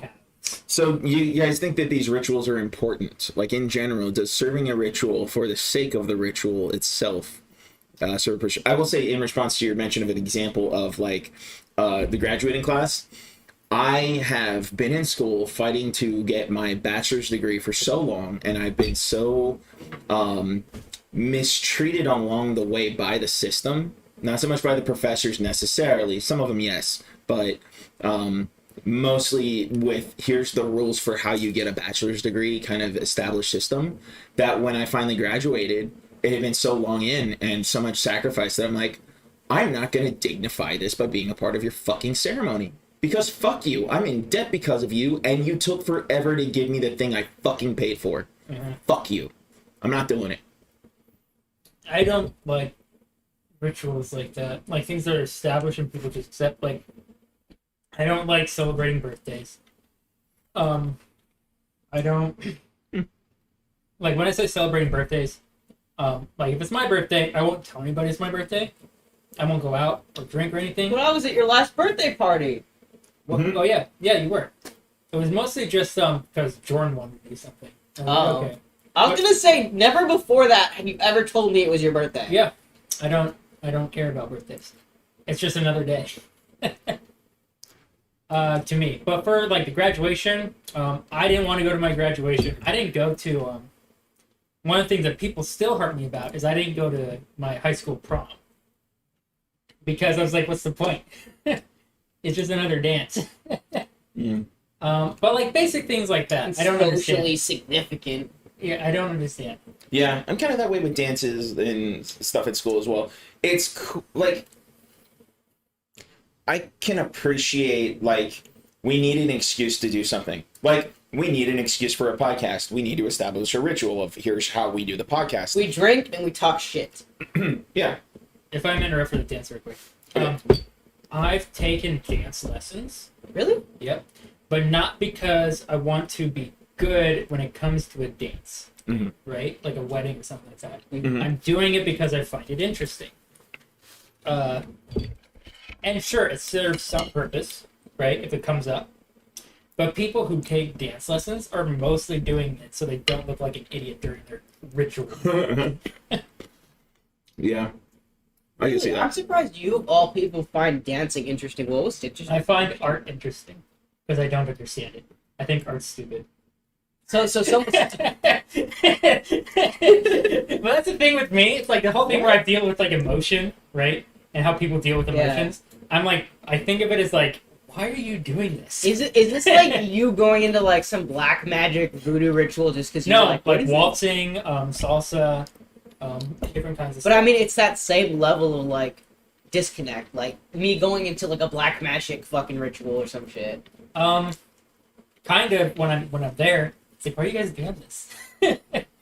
Like I like going to museums, like art museums and stuff, just to like look. It's like what? Why would not them like to marvel at it at the art piece? You're or trying to sculpture? understand the person. Yeah, I'm trying to understand the person who did it. So for rituals, I don't care. I do it because other people do it, and I'm curious about other people. Let me think of my answer. I'm okay with the rituals that I agree with. I agree with the ritual of us every week coming here and drinking, and setting up and doing the show. That's not like a well-established For a couple weeks now, it has been. Well, I mean, are we talking about like rituals that have been going on for? a long Oh, are time? we just talking about Generational? traditional rituals? Yeah, traditional. Rituals. Oh, okay. So in terms of that, The only ritual I really agree with is shaking hands, just to get that initial knowledge of who you're dealing with. Outside of that, I think traditional values, rituals are bullshit. It's just something people are going through with emotions with, right? I don't know why they do it. I think it's just because they do it because other people in the past have done it. And that has no value to me. That has no significance. With the handshake, at least it's like, alright, I know who I'm dealing with to some extent. There's some knowledge being fucking passed there. But other rituals, like, what the fuck are we doing? And there's the battery, people. God damn it. What the fuck are we doing? What are we doing, eh? Please send us money so we can have a battery that works on our fucking camera. I think we can keep going, though, right? Yeah, I just gotta add an image With here. the Go ahead, keep audio. going. Yeah, so was that the end of your... That was the end of my rant, yeah. Okay. I don't know why we do rituals outside of handshaking. Yeah, it's like... Even weddings are a form of a ritual. Like, even if you're not religious. Yeah, but why aren't there different types of weddings where it's like, you know, What is religion? totally different? Religion. Hmm. People believe in different ways of bonding two souls together. Oh, so it's just a silly thing that people do. It's the way, like my brother and I were talking about. Some people need religion, some people don't. Yeah. And it's the same thing for marriage. Some people need it, some people don't. I never have any intention of getting married. I don't mind having a girlfriend or someone I'm exclusively with. But in terms of getting married, why would I need to do that? You know? Make it official, but I mean, is it already official? I can make it official. You know, if I- like when they say you're making it official, You they're know? saying you're making it official within the government that you decide.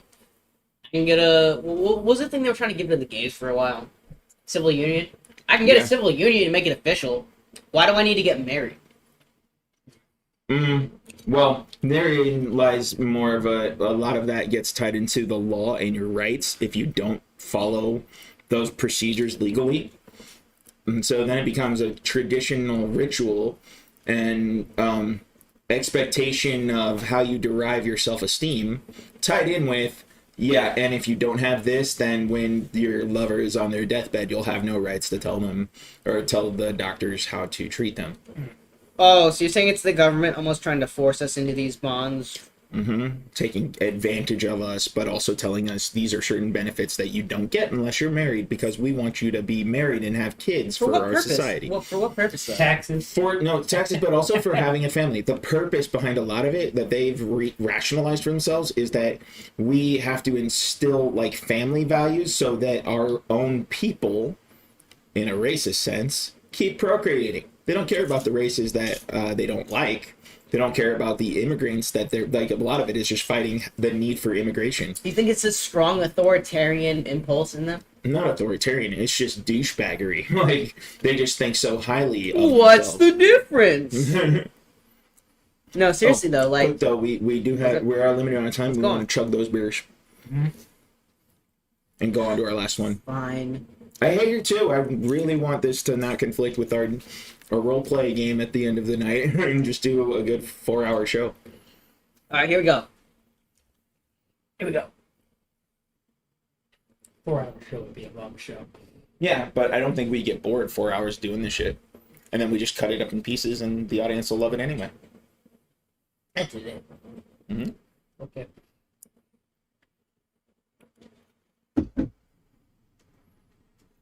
Oh fuck. Oh fuck. That's a lot of booze. Is it really? Yes. What's the alcohol percentage? This last one? This last one, I think it was a 7? Holy fuck. You guys are really pushing my limits. Yeah, it was a 7. This one, though. This next one, this last one, it's a doozy. It's an 11.5. That's the one that I saw. Were you gonna end on an 11.5? Yep. Oh fuck. Chug, This chug, is where the chug, conversation chug. gets real. This is where I It's tell you crazy guys what I because this is really taking think. forever to like get through all the points and I'm fine with that. I think we want to cover all our bases, and that's why I organized it the way that I did. Whoa. So I just FYI to the audience, our topics originally were organized and decided upon in a way that I really wasn't that comfortable with, and eventually we got to more of a structure of here's the general categories philosophically, and that worked better, I think. But initially, this was a conversation. This topic for today's episode was established as we're going to talk about like issues with people's impulses, triggers, obsessions over SJW stuff. And while that is all hot topics and important to get to, it's not really like the beginning of talking about that that part of society philosophically. The beginning and fundamentals is etiquette. So I'm really happier with talking all about etiquette before we get down to that particular nitty-gritty kind of stuff, because I really want to make sure that our audience is established in the fundamentals and that we all are established on fundamental thought process of where are we coming from when we get to a point of saying, I don't like that about my everyday, regular fucking life. So we are going to cover whatever we don't cover now in future episodes? Yes. We're definitely going to cover it. Can't see me now. All right, so... Yeah, Jake's pulling out his dick and everything. I call this one the startup helicopter. Rotors on. It's those dance lessons, man. Yeah. Oh, when you said dance Right. lessons, I didn't know you meant strip tease. Like, oh shit. This one needs a bottle opener. Our final beer for today is Abraxas by Perennial Artesian Ales. Weren't we talking about that there should be a beer just called Death? It should be 15%. Oh, I'd make a beer and try to make it a 40%er and call it that. This is a beer, 40%. What's it called? Death. But what would you make the can look like? Like, would it be the classic Skull and Bones? I'm thinking more along the lines of like the pearly gates and going up staircase. Maybe even the descent down into hell. How would you design that bottle? So, Okay, so have you ever played a fighting game like Street Fighter? Yeah. So you know when they do the final KO, they punch you, and you see that just like Yeah. that light that goes across? Uh-huh. Have that and like a skull. Mm. Like a traditional skull. Mm-hmm. Like, this is gonna end you. Oh, I see. Yeah. turn KOs on Street Fighter into fatalities, like on Mortal Maybe that's what we'll Kombat. call the beer, Fatality. I like it. All right, another bottle opener. Even another one? It's alright. Jake won this day. I used to have a bottle every opener. day when we need a bottle opener. Yeah, I used to have a bottle opener that had Michael Jackson on it, and every time I would go open a beer, I'd go, "Thank you, Michael." It was the polite thing to do. So yeah, the stuff I mentioned earlier that was like there was stuff that I did research on for this episode, and it was very triggering for me and like brought up past traumas. The and Psychonaut can attest. dealing with people in regards to prepping for this was a pain in the fucking ass. And we're not even going to get to that section because we've gone so deep into it so far that we're almost to the end of the show. I don't think we're going to reach any of that. Steve was bitching at me like that the whole way here. Yeah. Is it triggers, offenses, and boundaries? Yeah, triggers. Yeah, I figured it would be Yeah. that one. Because that is a major facet of American culture in that. And I wanted to first get through There's a even lot of stuff to cover. critiquing American culture as opposed to other Western cultures and Eastern cultures. I don't like American culture. I like certain facets. Like, I love American art. I love American cuisine. I hate American etiquette. I think that's maybe what I should really just like start saying. But picture this, right? Yeah. Bear with me. What if you're a dipshit in another country and you're just like, I don't like all these rules. It makes too much sense. Wait a minute. I could go to America. Good luck. It won't make sense no more. All right. Cheers, guys. It Cheers. smells really good. It does smell good, right? Abraxas. And it sounds like a demon. So since there's no camera, want to describe the beer? Oh, it's dark. You can't see through it. It is black as death. Light brown hue with the light foam. There's no This isn't real froth to it a, at the top. Is it a stout? It is I want to say it's a stout. Oh wait, is it a stout or is it a barley wine? Let me see what we got here. Whoa, that's good. It doesn't describe. That's very thick. Ale brewed with ancho chili peppers, cocoa nibs, cinnamon, and vanilla. Honestly, it's not outright calling itself a stout, but it kinda tastes like a something. stout. Initial impressions, it's a very layered beer. There's a lot of flavors to it. And I don't want to call that flavor dry so much, but it's like rich and dark. Yeah, it's dark. I want to say. And it's like, it's in the direction of burnt toast, but it's not burnt toast. It's like dark chocolate dark. It's like dark chocolate. Yeah. That's the cocoa nibs, I'm sure. I'm getting a lot of flavors from it, though, are you? Yeah, but I'm not getting spicy. It's supposed to be spicy. Ancho chilies.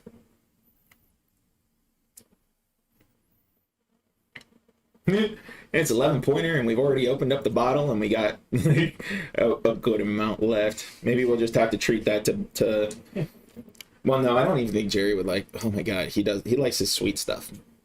I don't think he'll like a stout. It's dark chocolate though. Mm-hmm. My mom would love it. She loves dark chocolate. They say dark chocolate's healthy for you. Well, she's all into organic shit too, so she would love it. Oh well. Is this organic? It's so dark. Rick and Morty. Yeah. Here's how dark this beer is. Hold the stateside craft label towards the camera, right? And then look at the liquid, and then tilt it towards you. You can see the words in it. Wait, what? What do I do? So hold it, and then tilt it, and look at the liquid, and you can see it reflecting onto the actual. Yeah. Whoa. Strong reflection. That's pitch black. That's glossy.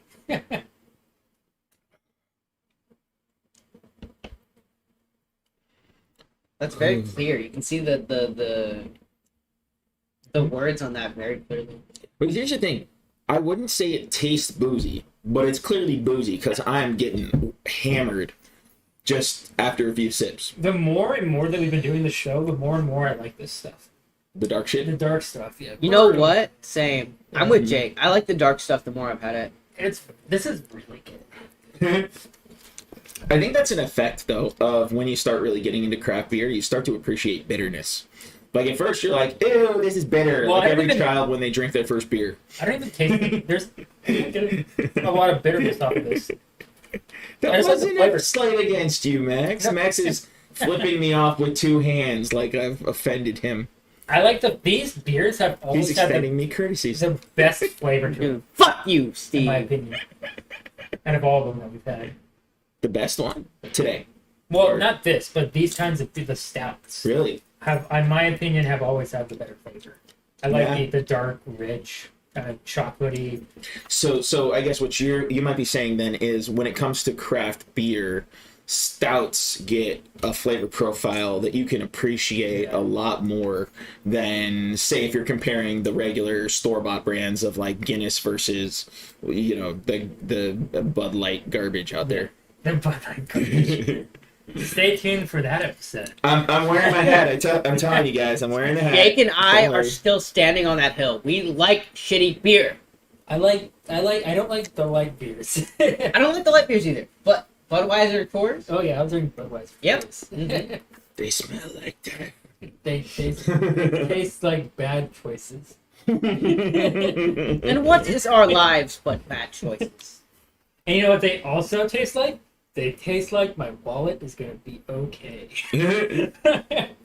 They taste like financial security. Fair-ish, I could say. All right, but because these are Steve, not to be fair, these beers you've given us, they Yeah. taste like bankruptcy. They taste like I should be wearing this hat. they taste like a shitty divorce. Damn! That was good. That was good. All right, we have time for one more topic? Yeah. Well, we can keep going for a little more. We got maybe an extra half hour we can squeeze. All right, so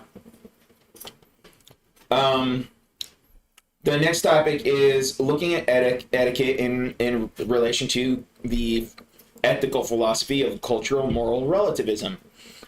All right, somebody's got to hold Max back. All right, because I don't want him to lose it here. Hold Max back. Is he gonna lose it? Why would he lose it? Because when we've had Moral relativism is my trigger. Yes. Moral nope, I'm too drunk to be triggered. So I just want to point out for me, and tell me guys if you agree or disagree, I think when it comes to etiquette, that is where cultural, moral, relativistic arguments actually make the most sense to me. Like, you can't really judge what is proper etiquette in different societies unless you were really raised and, or spent a god-awful amount of time of your life in those societies adapting to their culture. So, for example, I love Japan. I love Japanese, facets of Japan. But I don't judge their culture whether they have what I might in America think are overbearing rules of etiquette, because I don't know what that full system is like. It's like a complex system, and only if you've actually endured the whole system does it make sense to actually shit on parts of it and say, this is where they got it wrong.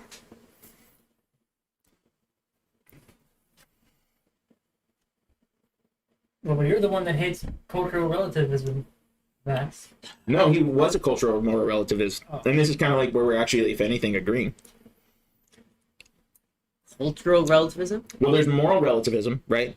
But most people, what you might not notice is when we talk about moral relativism in philosophy, most of the time people bring it up to say culturally, you can't judge people across cultures, but you can judge people within your own culture. I believe it's one standard or two. Either you agree that something is bad and therefore you believe that whatever your opinion is objectively morally correct, or you believe in moral relativism, which ties into more cultural relativism.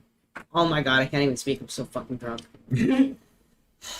I believe moral relativism is the same thing as cultural relativism. There's no difference. Well, fundamentally, there is a difference. Like, if you just say morals are relative, right?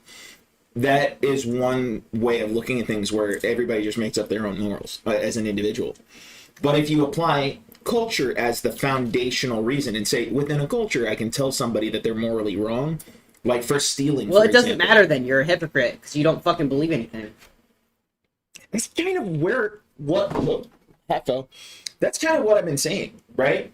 Like, your take on moral relativism, right, makes more sense to me when you're applying it across the board on all moral things, from individual to individual.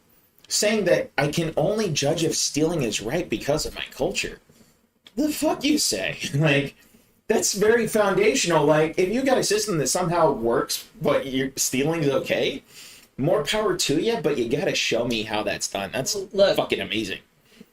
I can remember, hearing the arguments, it's morally okay for people in the Middle East to cut out the clitorises of women at the age of 14 because it's their culture. Fuck you. It's not.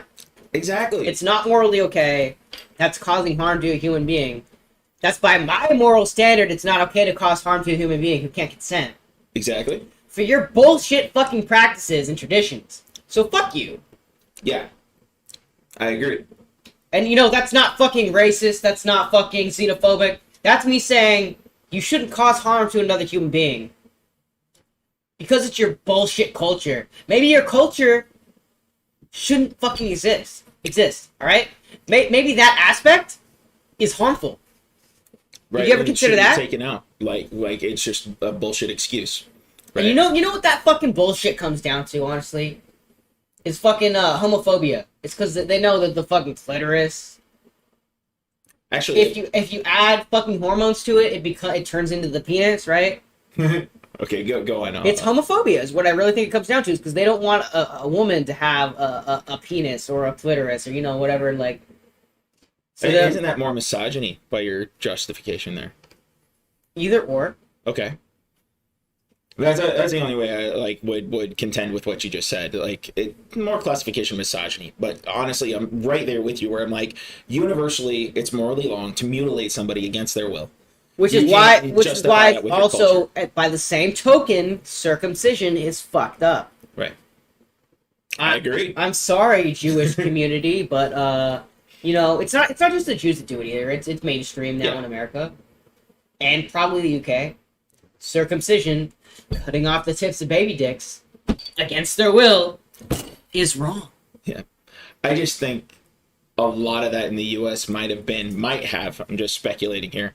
Might have been because a lot of American Jewish people were encouraged, or Jewish men were encouraged to become doctors. And then when they went to medical school and then they graduated and they established themselves and they made the rules, they were like, oh yeah, this medical practice seems okay. Let's just do it because it's my religious family heritage. And then later on, they just justified it with a bunch of bullshit excuses like, Yeah. you're less likely to transmit an STD if you don't have a foreskin. Yeah. Yeah, well, you're also less likely to transmit an STD if you don't have a dick. Should we cut that off too? Very good point. But that's also one study which I question outright. I want to see the details. I don't think they accounted for the fact that you're more likely financially in Africa, because that Africa is where the studies were done. You're more likely to have been circumcised if you have financial backing, which gives you an education and gives you access to contraception, than if you are not circumcised. Oh, so it's even more bullshit than I thought. I thought it was just negligible. But you're telling me it's straight up, like, not even fucking real? I'm saying I don't think that they really justified their study outright there, but I can't tell because even my institution that I could access journals through will give me access to it. They refuse to actually give me access to this. So who has access to it then? I don't know. People with institutions that want to pay for it. So it just seems like it's like a half-assed study. Seems like somebody's really hell-bent on keeping foreskin away from babies. Yeah, something like that. Little baby boys. But, okay, not to get too far off the beaten path here. So we got cultural moral relatives, and I would argue herein lies a place where we've come across where the idea that you're a pure cultural or a pure moral relativist is kind of breaking down. Would you say that's kind of the case, Max, that you're not really 100% moral relativism? There are some things that need to be consistent. There are some rules that need to be applied universally, and you're a fucking moron if you don't apply them. Well, I never classified myself as a moral relativist. I'm a moral nihilist.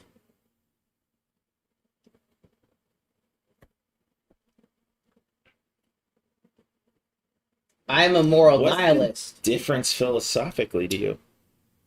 So a moral relativist has a strong belief that depending on where you are in time or, you know, what your culture is, it's very contingent upon that.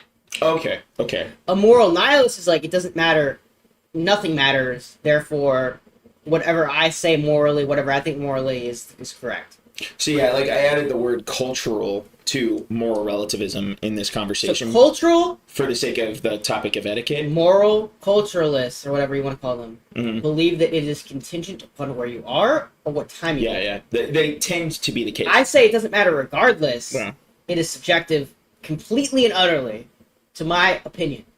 Yeah, so for the sake of definitions here in this talk right now, definitions might change a little moving forward, but moral relativism, there's a fundamental version of it that I'm thinking is like basically like right now I'm having a hard time separating it from moral nihilism, but then there's the applied version of it that most moral relativists claim, which is a cultural one. Think about moral nihilism as a negative, like it doesn't fucking matter. Yeah. And think about cultural relativism as it matters depending on X thing. Yeah. And that does tend to be the case. You're right. So I'm not a moral relativist. I'm a moral nihilist. I don't believe anything matters. But as long as I'm here, I'm gonna have a fucking opinion. Okay? And I'll back it up. And I'll fucking argue with you. Suddenly I got like an image in my brain. Like I would love to see you interviewed, like as a member of our show by Russell Brand. Like I could just see that. I would love to meet Russell Brand. Damn, like that would be so much fun just to watch you like go back and forth with him, especially on that topic. I feel like we're very Moral similar nihilism. personality-wise. Yeah, yeah. Compulsive and likable. And I'm just saying, I would do coke with Russell Brand. So Russell Brand, if you're listening, addicted, just addicts outright. if you're listening, Russell Brand, which I know you are, hit us up. Okay, moving. Do we got much time? We're kind of no. We got time. Okay, we're just gonna make Jerry wait. Let's see. Hey Jerry, if you're listening, fuck you. No, wait. Just have patience, man. That's all I want to say to him. We've gotten pretty drunk so far, guys. So I'm very drunk. I'm sorry, Jerry. I didn't mean it. okay. Eastern versus Western etiquette comparisons. I think this is a very interesting and beautiful thing because you look at the history of Eastern culture and you look as far back as the first emperor, and there's some crazy like totalitarian aspects of Eastern cultures.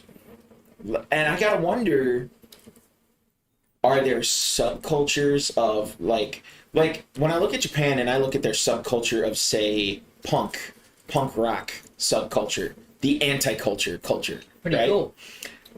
I look at them and I'm like, but most of what you guys are protesting is gender roles, essentially. When I look at like punk rock in Japan, but are you protesting anything else about your culture? And I don't really like get that much of it. Maybe that like loud music is better than soft music, but that's really not really saying too much about the culture of Japan. I mean, what does punk rock culture in America protest? Fuck the system. It's Rage Against the Machine. It's I'm going to make music my way, and fuck you if you got rules for me. Let me actually give my opinion on this because I'm a big I love punk rock music, and I've been to a couple concerts. From what I understand, it's very anti-authoritarianism. It's very anti, you telling me what to do. Mm-hmm. Punk rock culture in America is like, fuck you, I don't care about your rules. If I want to act like a douchebag, or like a dick, I can act like a dick. And you know what? You're gonna say something about it? Fuck you. It's a very fuck you culture.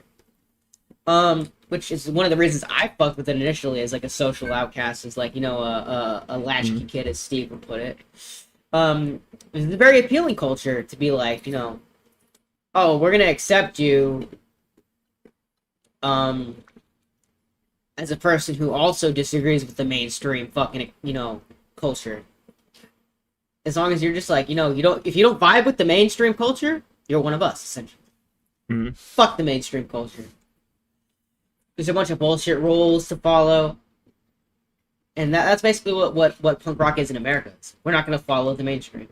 We're going to work hard to do the antithesis of what the norms of society expect of us. Yeah.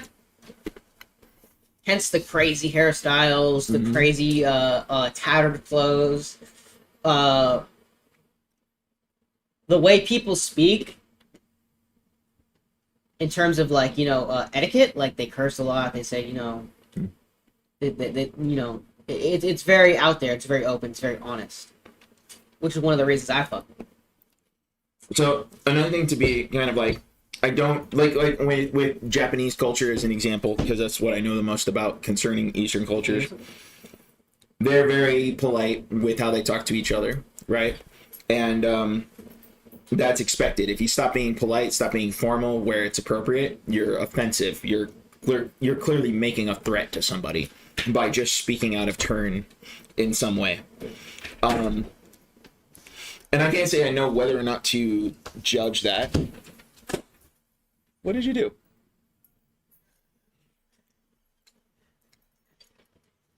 We have the apartment for at least another 30 seconds.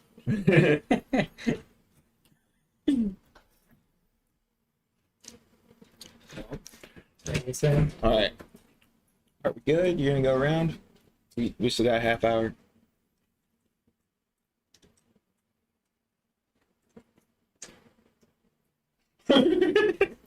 Are you guys done or are you still going? Well, we're not even, like, the camera died again, so but we are still going. I'm sorry that I lost you out of your apartment. Don't Don't hurt me! Don't hurt me! We're all good. We're all good. All right. So,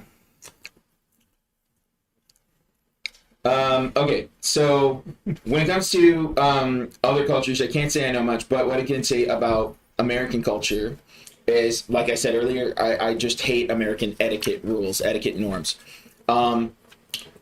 Number one, profanity is my heritage.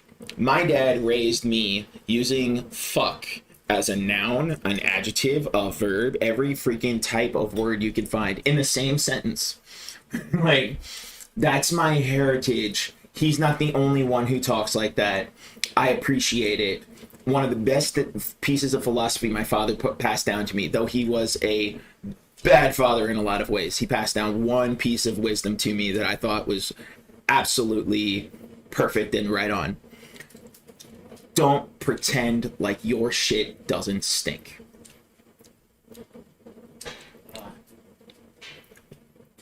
So profanity is my fucking culture, and fuck you if you think it's bad manners to use profanity in any fucking circumstance. It's a word choice. It's a term of endearment. It's expression of yourself. If you can't take the harsh expression of who I am, then I'm sorry, but fuck off. I don't care. And I don't care what your kids Hey, don't fucking speak like that. We don't fucking curse on this goddamn fucking podcast. Watch your fucking mouth. And the worst is, like, when there's, like, these moms, right, that want to protect their kids' little ears. Like, you're fine. If your kid uses profanity, you tell them how to use it appropriately so it's not clearly a threat or offensive or maybe even overboard. You don't shun or shame them or freaking traumatize them. No, what they want to prevent is the distortion of the image they have of their kid. Huh? What they don't want to prevent No, dude. their kids being different from what they perceive them as, right? No. This is No? way over. Like, this is a much deeper issue, and this is what is getting into the trauma stuff. So, with less than like what's 17 minutes to go, we can talk a little bit about my trauma on this topic. Max is falling over himself, but we're good. No, the real issue is freaking. There was a generation before mine where it was okay to smack your kid in the mouth if they used profanity. It was expected. They embarrassed you. How dare you talk that way around me or in front of my friends? You've disrespected me. Corporal punishment. And my problem with that is, you're talking about a goddamn word choice. It didn't even matter whether or not it was said in a threatening way or in a way that was, like, actually, like, oh, I fucking love that shit.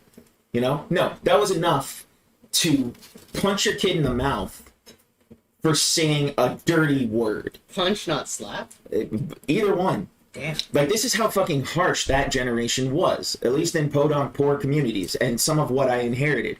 You know, I wasn't hit in the face. I wasn't given that physical punishment, but I was reminded of the threats my parents went through in that same regard. And I thought it was ridiculous and stupid, and I'm really glad they never did it to me. But it pissed me off nonetheless. Like, that being said, let's see. Where are we at? Oh, another example, or one example was also, I was being bullied. Like, I was being physically abused in a school. It was a private school. A kid would throw a basketball in my face, and he would flinch. He would first, like, start flinching at me, like he's gonna throw it in my face. And I'd stop, like, being ready to block him. And I just put my hands down. Okay, like, you're just bullshitting me. Then he'd actually throw it in my face. And I'd say, fuck you. This is me as a little kid in 2nd grade. The counselor who was watching us would walk on over. They only knew that I said a word of profanity. They put me on a timeout. and I tell him he threw a ball in my face, he hurt me, he physically fucking abused me, why the fuck are you just punishing me for a bad word? And that was what just like blew my mind. From that day forward, I'm like, adults are stupid. They're hypocrites. They're full of shit. I'm not going to deal with this. I'm not going to stand for this. This is injustice. Another example, my dad has a story that he told me growing up many times over. And one day, his mom went off on him. She cracked his skull open, just randomly, raged on him, cracked his fucking skull open. She took him to the hospital.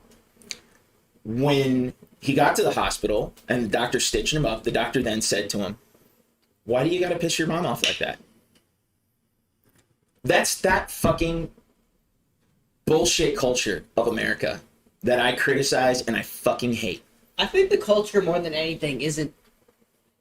It has to do with distrust of the youth. It has to do with, well, if you did something wrong and you're not of an age where we consider your opinion valid, then we automatically assume the worst. I don't think that's valid. We give you no charity because you don't have the age to back up your fucking... As if that should ever matter, because adults are stupid too.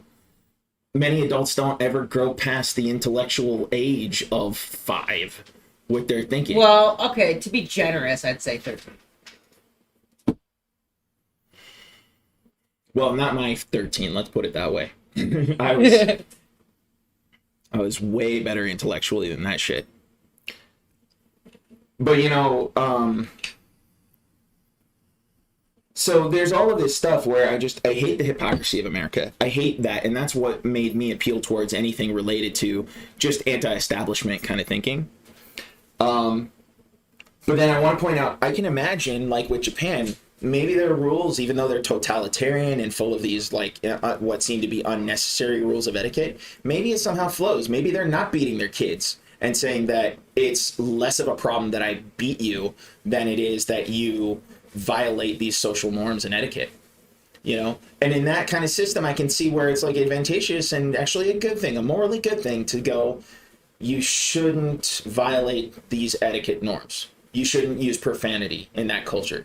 But that culture is not the culture that arrested Lenny Bruce for being vulgar as a stand-up comedian. That culture is not the culture that arrested Billie Holiday for singing about strange fruit.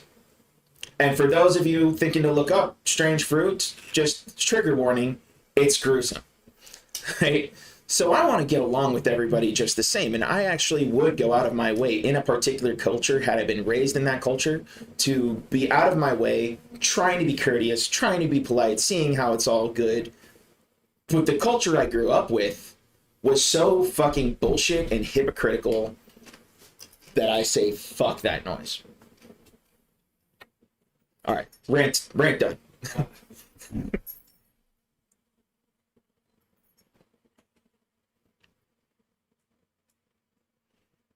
Alright. So, we are running out of time. Okay, you don't want to respond to any of that? No, I did the rant. Okay, what about you, Max? Did you want to respond? All right, Max is waving. He's cool. Okay. I love you guys. I think we should get to closing statements. What? Closing statements. Closing Wait. statements. Before we go to the closing statement, should we all chug our beers? Because we all got half our beer left. No, I'm fine with letting Let's this chug it. 11.5. Chug. No, Chug. I'm Chug. not going to chug this beautifully crafted beer. no. I'll chug Budweiser, made from people who give no shits. This, though, was made with love. Don't Yeah. chug that. I'll chug it. Okay. You don't care. Actually, I think you should not.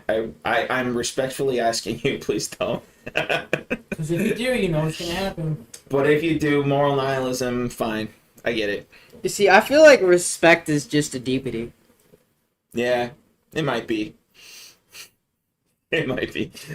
For the record, I wasn't 100% that those words were all necessarily always deepities, but there's a lot of deepity to how they get used.